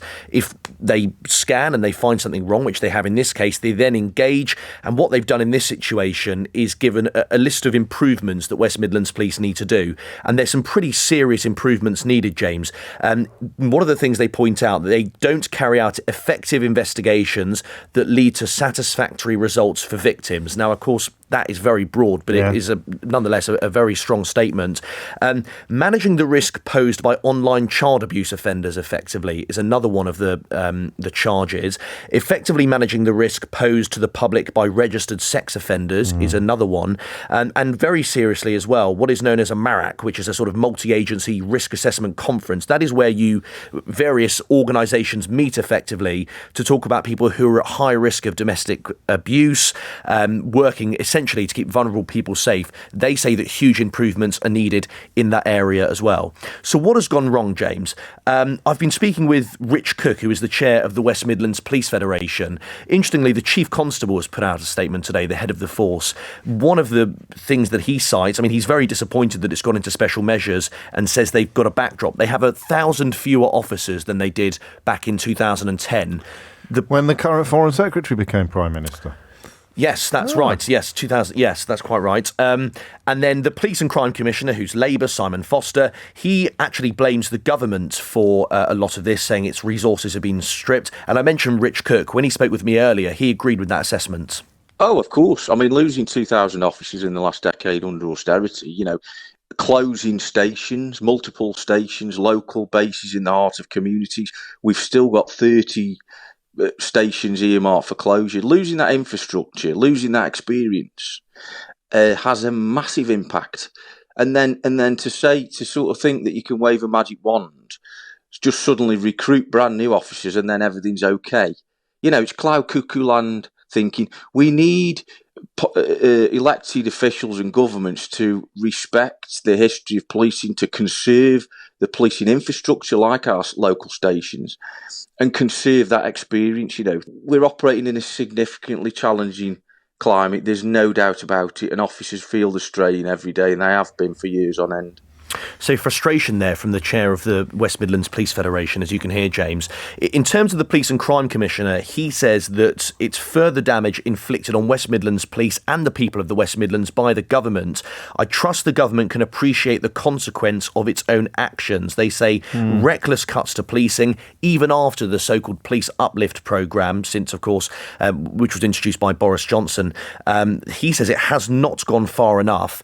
In terms of what happens next, James, well, it is going to be constantly monitored, as you would expect. The next report into West Midlands is expected in early 2024. It could be as early as February, March, I'm told. That is when we'll get more details as to whether they will stay in special measures. But, I mean, the Met has been in special measures for some time now, as has some of these other forces. It's not going to be an easy fix, and I sense it will go on for quite a bit of time. Yeah, it's almost as if you rip thousands and thousands of officers, experienced officers, out of the heart of a police service, a national police service, then things will get worse. And if you then try to replace them with newly qualified officers with no experience whatsoever, things won't immediately return to how they were before. But what do we know? What do I know? And you're not even allowed to express an opinion. You're also too young, Henry. Am I? Yes. That's all. Well, just general? Yeah. Okay. That's all. No, you're too young to remember Right. the West Midlands Serious Crime Squad in the 80s and 90s, which had all sorts of problems. So there'll be a lot of legacy there for both members of the public in the West Midlands and probably even some people who are still in the police force, although not many. But it was when I was growing up, and I grew up in the West Midlands, and my dad was the Daily Telegraph's Midlands correspondent, and the Bridgewater 4, the Birmingham 6, wrongful convictions and proven corruption between about 74 and 89. Huge legacy for the West Midlands Police, which a lot of people will be, like me, a lot of older people will be thinking of today. Henry Riley, thank you very much indeed. Back to this question of proving or feeling a change in the weather, an atmospheric change as someone not born here, living in a country where that seems to matter much more than it used to do. Eugenio is in Eindhoven in the Netherlands. That's an interesting place to call from today. What would you like to say, Eugenio? Hi, James. I just wanted to, first of all, yes, I live in Eindhoven, but I lived almost 20 years in London. Right. From 2000 to 2019. I still listen to you regularly when I can, when I have the time. Thank you. Look, I just wanted to say this thing about the earning threshold to come into Britain. It is, I'm sorry to say, but to use a technical term, it's bollocks. Did you dump that? I think the producer just had a fit of the vapours. The word I usually use, Eugenio, to substitute the word that you just actually did use, I usually say rollicks. So people will have lost the last 10 seconds of your call. Eugenio said to use a technical term, James, you said it's rollicks, please. Okay. But look, this might come as a shock to you, but people don't come to Britain for the food or the weather or the sterling quality of your politicians. We came to Britain because it was a welcoming place to build a life, which usually means work, pay taxes, be part of society. Yeah. Putting an earning threshold to come in solves a problem that doesn't exist. That's a beautiful point. It addresses the perception that everybody's coming here to scrounge when they're clearly not. Look, I've lived 20 years in Britain and I've never met anyone from Europe, and I had a fairly large, as an Italian, I'm very sociable. I'm required to be, or they take away my passport. I had a fairly large circle of friends. I never met anyone who came to Britain for the benefit. No. When I worked for Visa, I led a cybersecurity team, and literally everyone in my team, except one person, was from Eastern Europe. Wow. There was also one Brit. Sure. But it was the token Brit that you have to have for diversity. Of course. Actually, a very funny man. I need to ask you a serious question before you go. Yes. What about this election result in Holland, in the Netherlands? What do you make of that? Yeah, I'm beginning to think it's my fault, because I came to Britain and you have Brexit. I come here and they elect Wilders. I really don't know what to do. My wife blames me at this point. She says, you brought me here to the US or they will re-elect Trump. Yeah. So you're the Jonah. You're the jinx. Don't come back here. Don't come back here. We've got enough problems. Thanks very much, Eugenio. literally, we've just sold a house in Britain and bought a house here. Now we're going to have to sell this one too. Well, I'm not in any way making light of what's going on in the Netherlands, but I sense that it's a more old-fashioned, it's a more old-fashioned bigotry, perhaps, that Wilders represents, and it's very much directed at Muslims. But of course, it might start with Muslims and then progress to immigration in general. I don't know. Look, we're going to be next. And the only saving grace is he doesn't have the numbers to form a government by himself. And as we've seen in Italy with the fascists that won the election, a coalition government always limits the ability to damage. That's the only saving grace. That is the only, you're right, the only saving grace in an otherwise pretty bleak picture. I hope we'll talk again. I've enjoyed listening to you enormously. Thank you for managing to bring a smile to all of our faces at the end of an otherwise pretty bleak conversation. Grazie mille, Eugenio. It is 12 noon. James O'Brien on LBC. James O'Brien on LBC. It is 4 minutes after 12. Would you like to play a little game? Change of pace now, change of content. Would you like to play a little game? There is a very arresting story in the news today about the outgoing, I think she's the outgoing head of Ofcom, describing the state of our youths and particularly their attitude to authority, their attitude to teachers. I shall share some details of it with you shortly. But first, I want to play a little game. I'm going to read you some quotes from public thinkers. And I would like you to tell me which one you think is directly used in today's newspapers. Which one of these is commenting directly on the criticism of children and their discipline and their engagement with teachers that we are reading about today. Here's the first. Young people today have exalted notions because they haven't been humbled by life or learned its necessary limitations. Moreover, their hopeful disposition makes them think themselves equal to great things. And that means having exalted notions. They would rather do noble deeds than useful ones. Their lives are regulated more by moral feeling than by reasoning. They overdo everything. They love too much, hate too much, and the same with everything else. Or this one, the world is passing through troublous times. The young people of today think of nothing but themselves. They have no reverence for parents or old age. They're impatient of all restraint. They talk as if they knew everything, and what passes for wisdom with us is foolishness with them. As for the girls, they are forward, immodest, and unladylike in speech, behaviour, and dress. Oof. Or this one, I see no hope for the future of our people if they are dependent on frivolous youth of today. For certainly all youth are reckless, beyond words. When I was young, we were taught to be discreet and respectful of elders, but the present youth are exceedingly disrespectful and impatient of restraint. I believe what really happens in history is this. The old man is always wrong, and the young people are always wrong about what is wrong with him. The practical form it takes is this, that while the old man may stand by some stupid custom, the young man always attacks it with some theory that turns out to be equally stupid. And finally, the children now love luxury. They show disrespect for elders and they love chatter in place of exercise. Children are tyrants, not servants of the household. They no longer rise when their elders enter the room. They contradict their parents. They chatter before company. They gobble up dainties at the table and they cross their legs and tyrannise over their teachers. That last line there, tyrannise over their teachers, is particularly pertinent. So which Daily Mail columnists do you think I've just been quoting to you there? I've just paid the biggest compliment I will ever pay to Daily Mail columnists. The first quote you heard was from Aristotle, who was knocking about in the 4th century BCE, as we say now, died in 322. The second one you heard was from that well-known sage, Peter the Hermit, who was strutting his funky stuff in about 1274, so late 13th century. The third one you heard was Hesiod. As any fool knows, he was operating in about the 8th century BCE.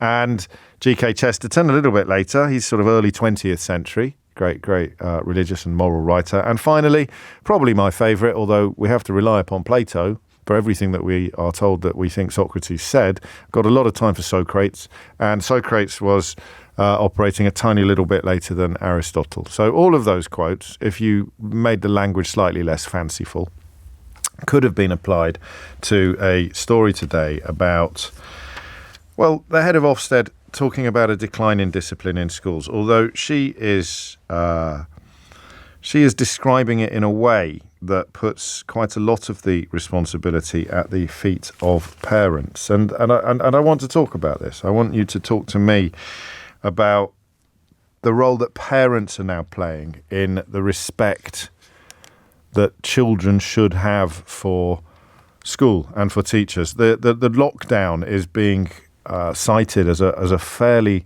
hefty contributor to a growth in hostility between parents and schools. This is really important. The unwritten agreement between parents and schools, and this is peculiar to England, again, my apologies for that, has broken since the COVID crisis. This is according to Ofsted's Chief Inspector, Amanda Spielman. Whether or not we hear from teachers or parents or somewhere in between, I do not know yet, but this is her final annual report in the role, and she has described a disturbing shift in attitudes. This breakdown is feeding, she writes, into a troubling shift in attendance, in attitudes, in behaviour since the pandemic. Absenteeism has become a stubborn problem. Some of that is down to illness, including mental health problems, but nevertheless, disruptive behaviour has become more common as well. So the suggestion is, and we've got to get this right, the suggestion is that parents are no longer the allies of teachers. I think that's the best way I can think of to put this. We can look at some more of the detail of what Amanda Spielman has had to say if you want.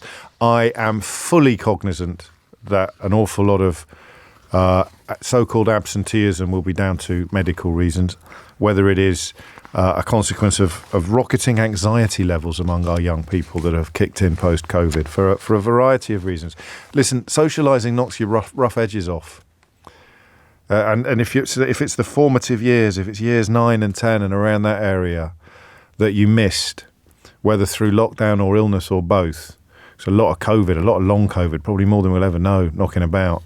And you've missed those formative years, the years in which you learn to be, a bit more sociable, actually. You learn to not take it to heart too much if someone does something that annoys you. You just get your rough edges knocked off. You learn to rub along with people. In fact, to mix my metaphors, you rub along with people a lot better if you've had your rough edges knocked off. Think about it. Yeah? And I don't need to be reminded of that, but because that's not specifically what we're talking about this hour. We're talking about the decline in parents being the allies of children. And listen, I realise how unhelpful it is for me to draw upon my 30 and 40-year-old experiences of this, because they don't bear any resemblance at all to the modern country, the modern environment. And I don't really like talking about my kids in the context of their childhoods anymore, because, when they started secondary school, I stopped because, we'd reached the point in their lives where their mates might hear it or their mates' parents might hear it, and they end up having to account for their dreadful father shooting his mouth off on the radio again. I digress slightly.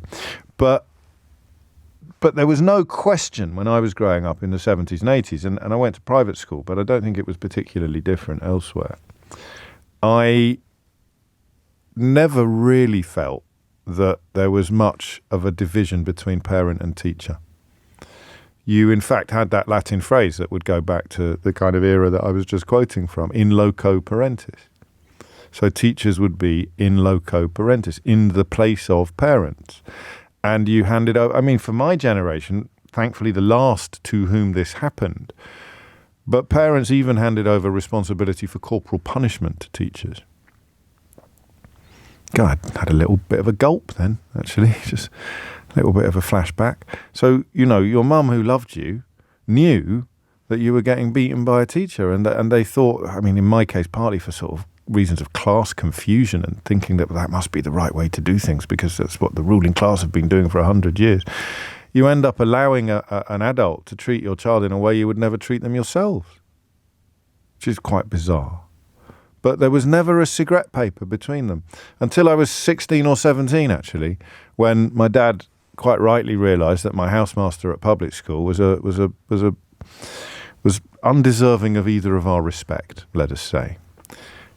sided with me completely against him, which was quite a moment, quite a big deal for Dad, actually, given that I've subsequently discovered he couldn't really afford to send me there in the first place. But again, I digress. There was never any question that if a teacher sought a parent's support in doing what they considered to be best for the child, the parent would help. What I'm reading today is an almost complete reversal of that presumption. It's almost a form of the social contract. And I really want to hear from teachers first about what that is like. The idea that you can no longer really rely on a parent's support when you're dealing with a child means that your job is almost impossible, I imagine. You say Adam hasn't done his homework, and Dad says, homework's a waste of time anyway. What do you do next? And that breakdown in discipline must be almost cancerous. It's going to spread into every corner of the classroom. He hasn't done it. Don't have to do my homework. Mum says I don't have to come to school today. Dad says I don't have to. Dad says French is a waste of time, miss. Don't have to do French. I mean, I'm speculating about what this might sound like, but I want you to tell me the reality of it. The idea that there is a picking and choosing going on among parents. Parents are taking a pick and choose approach to school attendance, never mind discipline and the rest of it, because lockdown sort of created, online learning sort of created in the minds of parents as much as teenagers, as much as children, it sort of created the idea that school was optional. You know? And I don't know what the way back from that looks like, but I want to know where it has led us. The relationship between parents and schools has fractured with increased friction, a challenging of school rules and greater hostility. So let's confine it to teachers to start with. And I know a lot of you will still be in the classroom, and I know that you can't hear me, so that was a fairly wasted sentence. But there'll also be plenty of teachers, as we discovered already earlier this week, who are able to ring into the programme. It's practically lunch break anyway.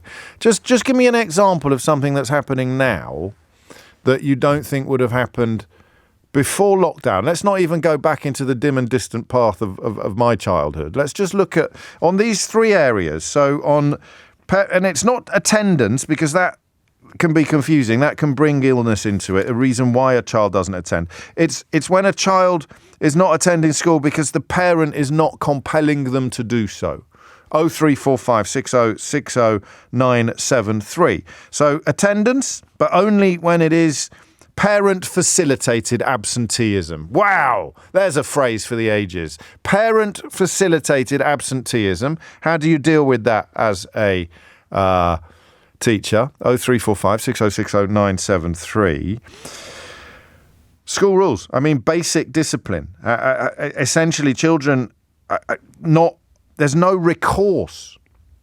There's no consequence. A child is not going to do what a teacher says, because if he doesn't, there's nothing the teacher can do about it. How much is that changed? And how much of that is parent facilitated? That's my phrase of the day, parent facilitated. And then the third thing is a greater hostility. So a greater hostility from parents and pupils being directed at you, the teacher. So parent-facilitated absenteeism, parent-facilitated disrespect or disobedience, and hostility from either child or parent towards teacher. How much worse has it got since lockdown? How much worse has it got in the last 3 years? 0345 6060 973. And a special prize to anyone who can tell me what film the next contributor whose text I will read out has clearly never seen. So what film has this texter clearly never seen? James, they write, ! It's pronounced Socrates, not Socrates. Anybody? Anybody? It's not that film. It's not Ferris Bueller, but it's very much of that ilk and era. What film has the texter, picking up on my mispronunciation of Socrates as Socrates, clearly never seen? I'll tell you the answer after this, and I'll tell you now, it's in my top 5 films of all time. James O'Brien on LBC. James O'Brien on LBC. 21 minutes after 12 is the time, and rather happily my inbox now, both in the studio and on my phone, is absolutely chock-a-block with both quotes and gifs from Bill and Ted's Excellent Adventure, one of the finest films ever made. Full stop, no questions, no further questions. One of the finest films ever made, in which Socrates is has his name hilariously mispronounced by Bill S. Preston. Bill S. Preston Esquire and Ted Theodore Logan. Socrates, it is, I can reassure you, without the shadow of doubt, a most excellent cinematic entertainment. Sorry, Sarah's in Lichfield. Back to the serious subject under discussion, Sarah. Have things changed? I think they definitely have. There's been a decline, particularly in attendance, but that has been, I think, parent-led. And obviously, as you said, lots of students will have been suffering from illness or long COVID, but yes, it isn't the case for all of them. An instance of this would be a 13-year-old boy that I taught last year who was quite regular. So I'm an English teacher, so I tend to teach students 4 times a class. I'll teach them 4 times a week, for 4 hours a week. This particular student, if I was lucky, he would be in once a week, and he was really, really struggling, and he had as far as we knew, he had no medical problems. Transpired, the school had chased it up, and parents just weren't sending him. They didn't see any point to it. But so he'd just say, I don't fancy it today, and mum and dad would say, fine. Yeah, and it was in quite a rough part of the city that I was working in, where he would sort of, people would see him out and about, just sort of wandering around the streets, going to McDonald's, doing things with his friends. And it behaviour problems sort of grew out of that, apart from the fact that he was becoming increasingly behind in school. And as a teacher in a secondary school, you are responsible for the progress of every single student. So even though I was only seeing this student maximum 25% of the time I should have been, his lack of progress was being put very firmly on me and on his other teachers, rather than on so this feeds back into the conversation we were having earlier about why teachers have lost faith with Ofsted, which is also in the news today, because of the constant monitoring and measuring. I mean, I was saying to your researcher, your producer, for me, it's got to the extent, not the sort of behaviour issues and the attitude that's being put on teachers from parents and from students is not sort of a professional contempt. It becomes quite personal. It almost feels like, harassment or bullying. And after I've been teaching since 2011, I taught straight out of university, and I've got to the point now where I'm considering I really want to leave the profession. When did that kick in? When did you cross the line into really wanting to leave rather than just thinking about it? I would say when I left my last job about 4 years ago and started this job. I'm not as happy in this job as I was in my last position, but I know I can move jobs, and that is my plan anyway when I return to work. But I feel now, will it be any better? How does it manifest itself? Is it because when you talk about it shifting from professional to personal, how is it directed at you? Is it when you try and tell this lad why he needs to come to school? I mean, are you on the receipt? In the case of this one, student, he got to the stage where I knew I needed to prove that he was making progress. You regularly observe that kind of thing. So I was constantly, even though it was quite a high demand sort of class of 25 sort of students, all sort of mixed ability, but to the lower end, I knew that I needed to go over to him, or he wouldn't be doing anything, and not only would he not be doing anything, but he was disturbing other people around him. And had been told repeatedly by this boy to F off, that I'm effing annoying. And then when it ended up with him being removed from the class, and the school has a policy of reconciliation, I really didn't want to reconcile with this particular student because I felt that I'd been treated in a way that was almost subhuman. He was sort of counselled by a member of SLT who said in front of me, why are you treating Miss in this particular way? And he just said, I hate her. And I thought, I've done nothing That's not fair. to hate me. Hadn't given the student attention, hadn't shouted. Not that it would have been wrong if I had, but I hadn't. No, I understand. And it felt so personal that it was, I've got my own family, I've got my own stuff you wouldn't work. let people talk to you like that in any other circumstance, however old they were, and you certainly wouldn't let your children talk to anybody like that. But, there is part of me that wonders what his home life is like, that sees him coming to school with behaviours like that. The point is that previously the system accommodates that. The system would know, whereas now it seems that you've just been cut loose by quotes, the system, end quotes. And I don't want to make out that all students are like that, because the vast majority are not. Well, but exactly. if you have one or two in every class that are like that, what is happening in the school I work at, and I know it's reflective of schools, I don't know about across the country, but certainly the inner city schools, is that I'm in my mid-30s, and I am now, I'd say, the third oldest person in the department of 16 that I work in. Pretty much everyone working in that department is 22 or 23 years old, which in other professions may not be so much of an issue, but it is an issue in teaching. Same with the police, which we touched on earlier. You're losing experienced professionals and replacing them with inexperienced professionals, which has obvious consequences. And schools almost want to lose the experienced professionals as well, because by the time you've been teaching for 10 years, you cost twice as much as an ECT. And honestly, the budget's just not there. So they're perfectly happy to have people in the schools who have only been teaching for their teacher training period and are not really qualified to stand in front of the class. All I can say is thank God that the man who brought austerity into this country now spends his days intoning shame whilst walking through the streets of Lichfield, stepping in the footsteps of Dr. Johnson, ringing a bell and saying sorry, instead of, for example, just having waltzed into the Foreign Office with a brand new peerage in his back pocket. That would be unbearable, wouldn't it?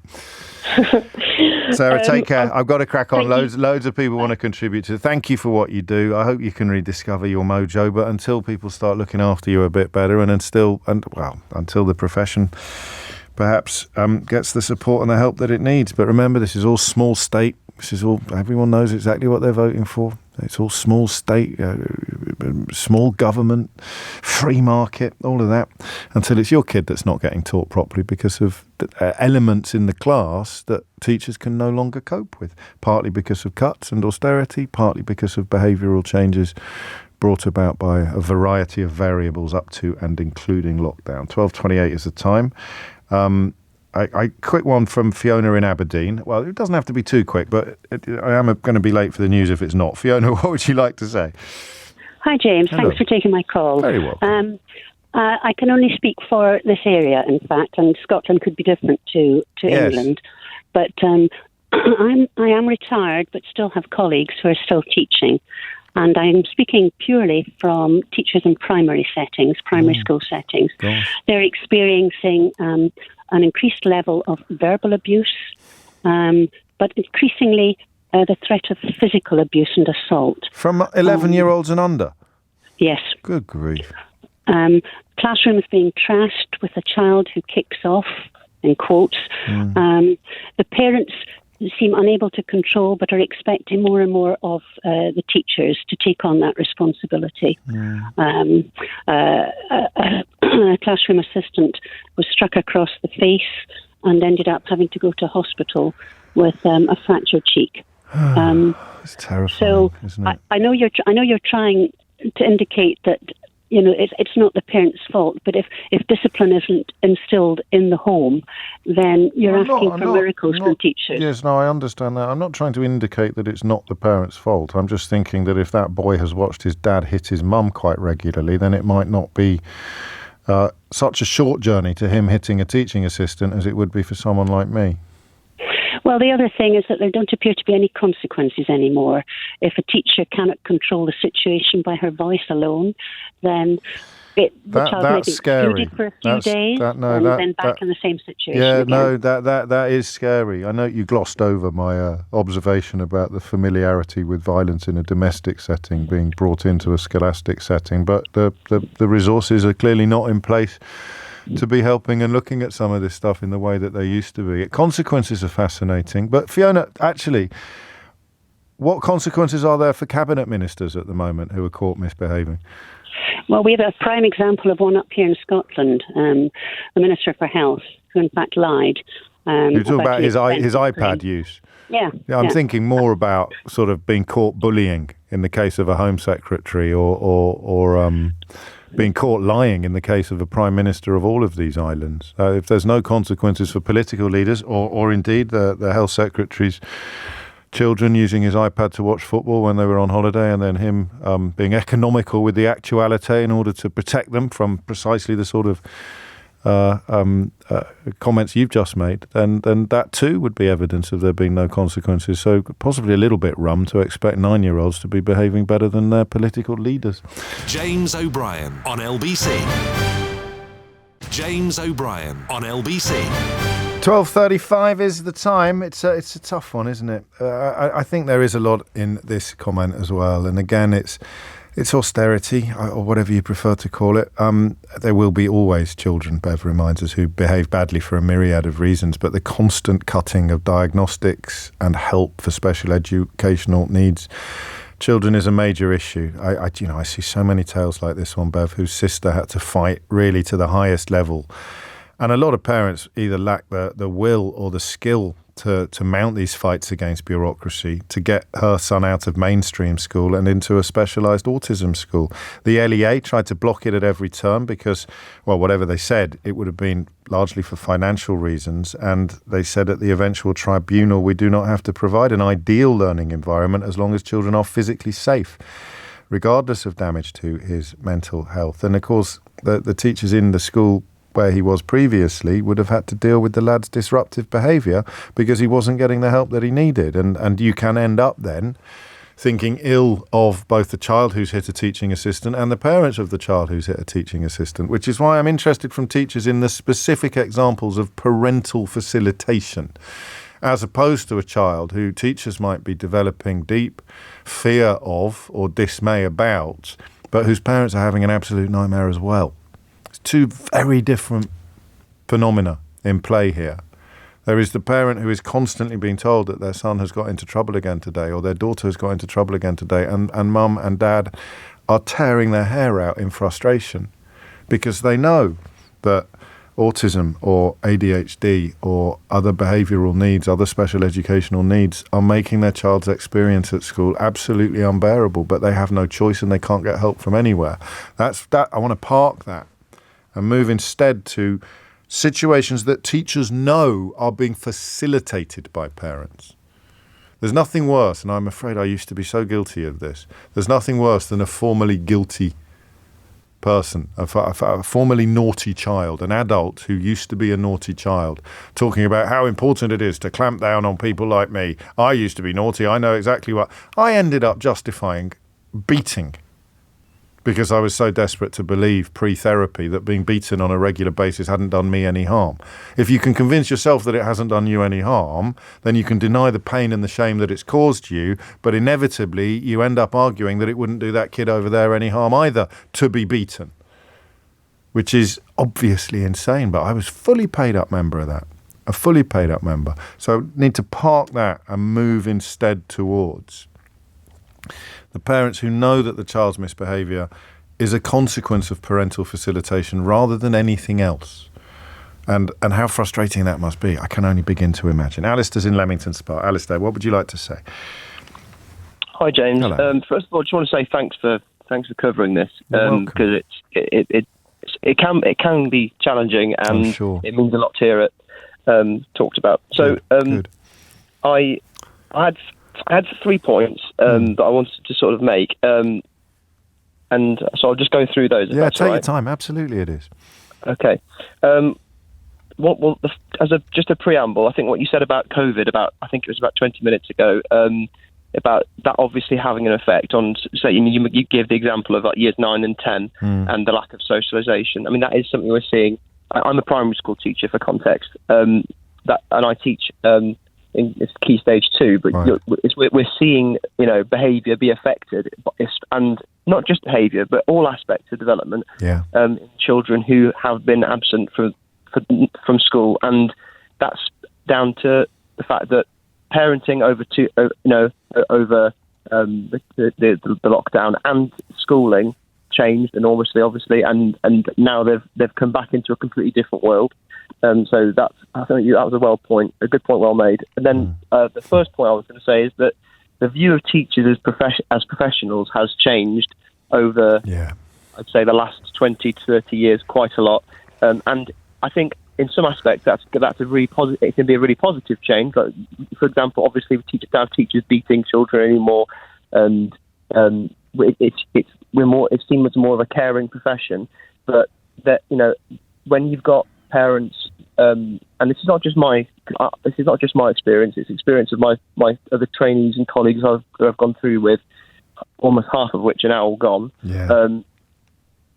They, if a child is struggling with behaviour, then it's often said to the teachers, well, that's your responsibility. Why aren't you teaching them to behave well? And we do want good behaviour in our classrooms, and we want to facilitate that, but that isn't our job to teach children to behave well. We want to educate them, and we'll do what we can. But we've got, especially in primary school, I've got a million other things to do, and I can't fit them all in. Let alone, that as well.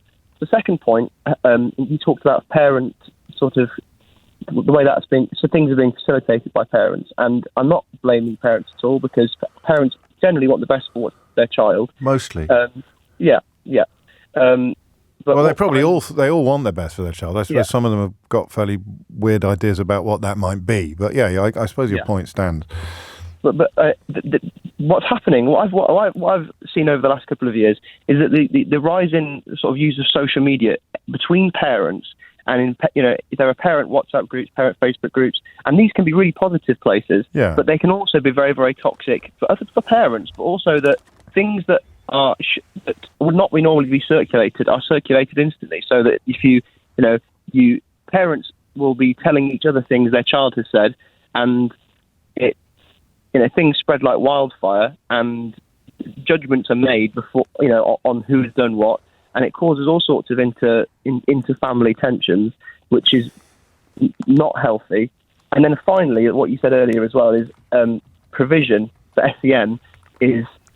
It comes down to funding, obviously, because of the fact that we can't afford the places for but given the money that they have, they can't afford the places for SEN children. There's enough SEN schools, and like you said, it's a fight to get children in, and we do. And when we have children who come to our mainstream schools and their parents want to take them out of mainstream, we'll support them. But the problem is, and we've come across this before, is that if you're doing your best to support a child and you're really, really trying, and you're making as many adaptations as you can to make sure they've got a positive experience. Yes.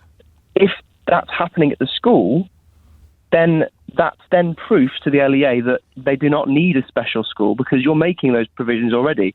So essentially, they need to fail, they need to be suffering in order for the LEA to actually accept. Oh, Lord above. That's like something out of Catch-22, isn't it? That's pure Joseph Heller. Exactly. So if you try to help, then you're damned, and if you don't, then you're also damned.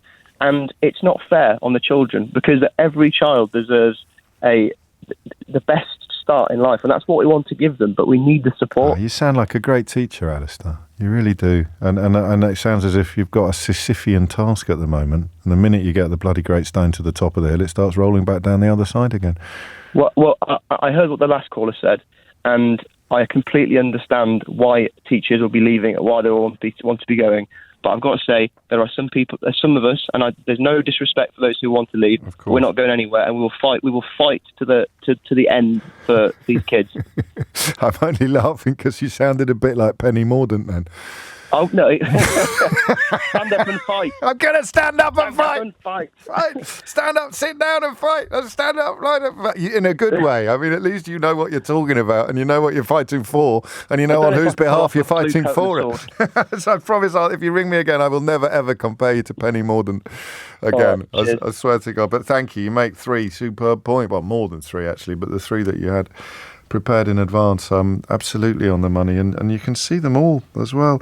I think it's a mark of my age, actually, that because I lived through a shift in teachers and parents always being a united force in pursuit of a child, what they perceived to be a child's best interest, through to a time. There was a cartoon, I wonder if anyone can find it.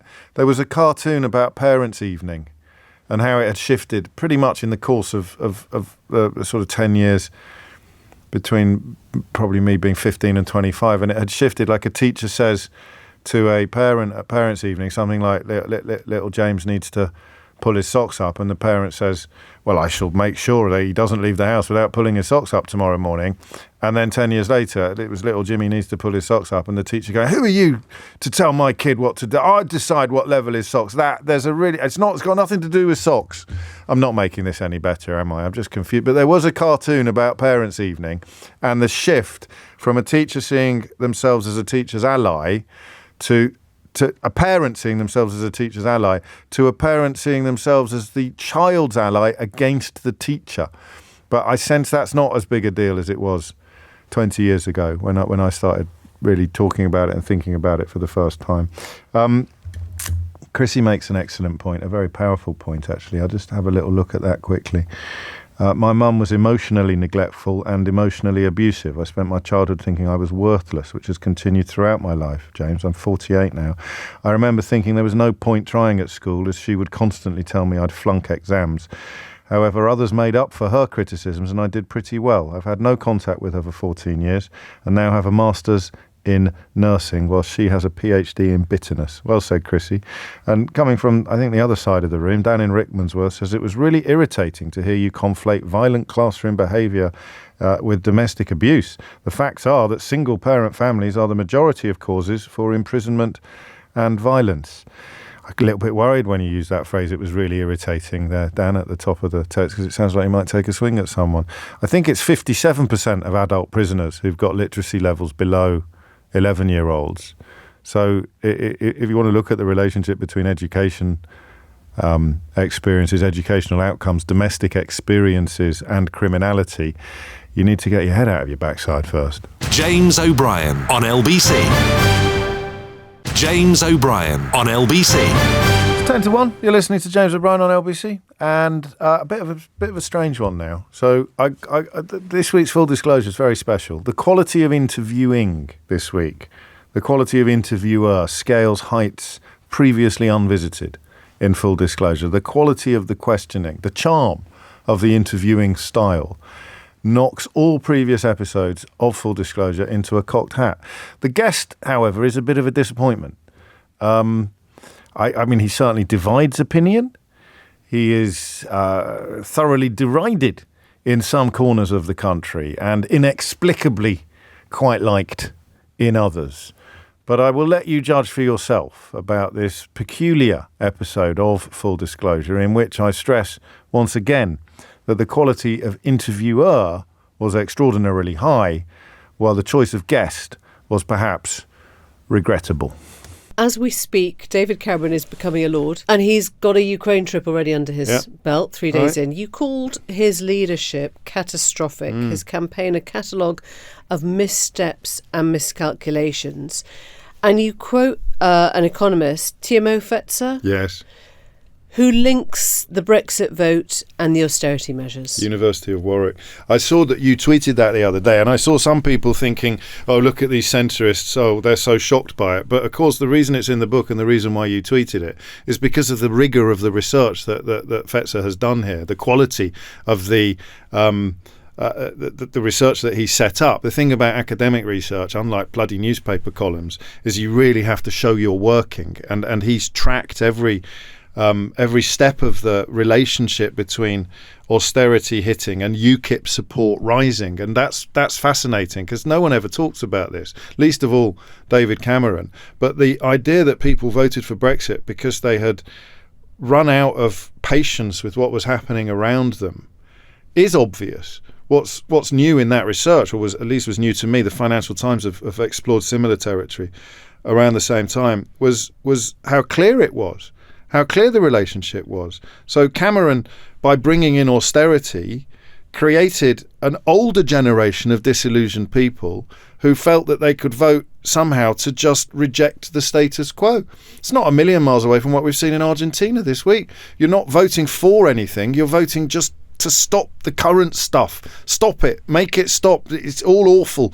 And he'd created a lot of the awfulness with austerity, and then watched on confused when lots of people voted for change without being able to tell you necessarily what that change was. Everybody, Cummings understood this, and callers to my radio show understood this. Some from the point of being in this cohort, in this constituency of people, and some from the point of knowing it because their parents were in it or their friends were in it. They just voted to break the status quo. And leaving the European Union had become, correctly by that point, such a big thing that breaking that bond was so attractive to so many people because of the state of their lives when they were living in that bond, when they were living in that union. Of course, the great tragedy subsequently is that the membership of the European Union had absolutely nothing to do with the state of their lives. And if it did, it was probably a positive force rather than a negative one. But that's all on Cameron, and no one ever touches him with it. So the economist Fetzer basically says that had those welfare cuts not happened, then the country wouldn't have voted Brexit. Yeah. I mean, that's a lot, isn't it, to rest on one specific policy in one specific government? Of course it is. And you know, you can't bet the house on it, but you can remind yourself how small that margin was at the time, what a tiny number of people. And that's not the only thing in the book that talks about a counterfactual or how things could have been. I'd also throw in the amount of money that Dominic Cummings spent in the final weekend on Facebook adverts, tailored very specifically to tell your Auntie Doris that if she voted Brexit, then she'd be able to have a new hit by Christmas. Almost word for word, actually. Some of those adverts were so specific and so carefully tailored and carefully directed at people that without all of the elements of the ecosystem that I describe in the book, it wouldn't have happened. And that is, under that reading by that academic, that is one of the most compelling pieces of the jigsaw. As we Star of the newsagents, Emily Maitlis there, interviewing me about my new book, How They Broke Britain, for this week's episode of Full Disclosure. And well, thank you for all the kind words already. And if you haven't read it yet, why not? I want a letter off your mum by the end of break on Monday. All right, 12:54 is the time. Back to, speaking of break on Monday, back to schools becoming pick and choose choices for parents. And I really want to stress that I'm talking about parents who really should and could be doing more to enhance and improve their child's education, rather than parents who are likely to be just as frustrated by the difficulties their child is having as the teachers are. Although I suspect for a teacher it can be pretty hard to tell the difference. Christine's in Crewkerne in Somerset. Christine, what would you like to say? Hello. Yes, Hello. I've been a teacher and head teacher for best part of 35 years. Crikey. And I just wanted to say this, that actually the attendance figures are in decline, not very good at the moment following the COVID lockdowns and so on.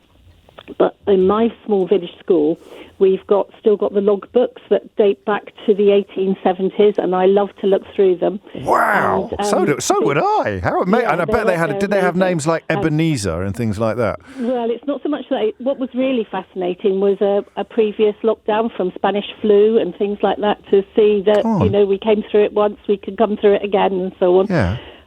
All of those kind of things you see, but mostly it's about school inspectors coming to see the school and poor attendance, and it was ever thus. So you quoted Aristotle, and I can quote my school logbooks and say, do you know the problems with parents' attitude to their children's schooling? Mine was in a very rural area, yes. And so people would keep their children off school to help in the farms and so on. Yes. And so things haven't really probably changed that much. What has changed, I would say, is one of your previous callers said this, was the fact that teachers we're not held in very high esteem. Yeah. I personally, feel that's our current government doesn't hold the teaching profession in very high esteem, and that has a knock-on effect to the way that parents and then subsequently their children then treat the staff in schools. And not just politics, but the media as well. There's a cycle, isn't there? There's a cycle here where, austerity makes teaching much, much harder. Teachers are forced to take industrial action incredibly reluctantly. Politicians and media then attack teachers and wonder why parents are joining in 10 minutes later. You don't have to. There doesn't have to have even been industrial action No, of course not. to be knocked by the media, does there? No. Just the lack of austerity really has had an impact on supporting children with special needs. Your last caller summed that up really well.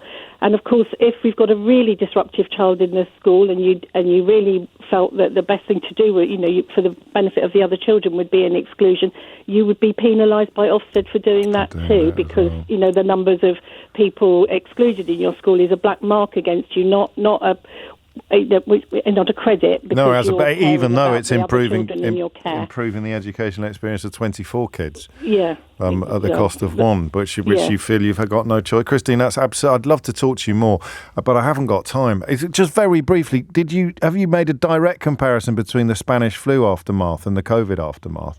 Yeah, well, I just wanted to say to the people who were sort of feeling jaded already and early in their profession, it's still the best job in the world.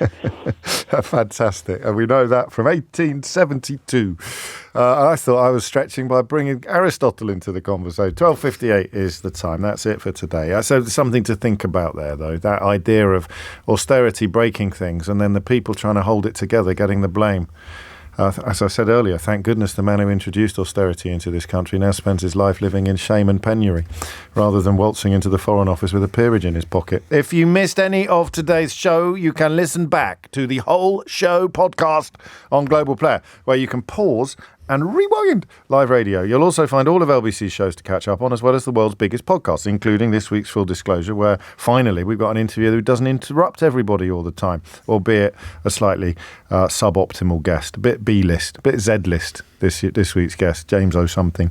Pause and rewind live radio on Global Player, where you're always in control. Download it for free from your app store or head to globalplayer.com. Tom Sawbrick with you at 4, but now on LBC, it's time for Sheila Fogarty. James O'Brien on LBC.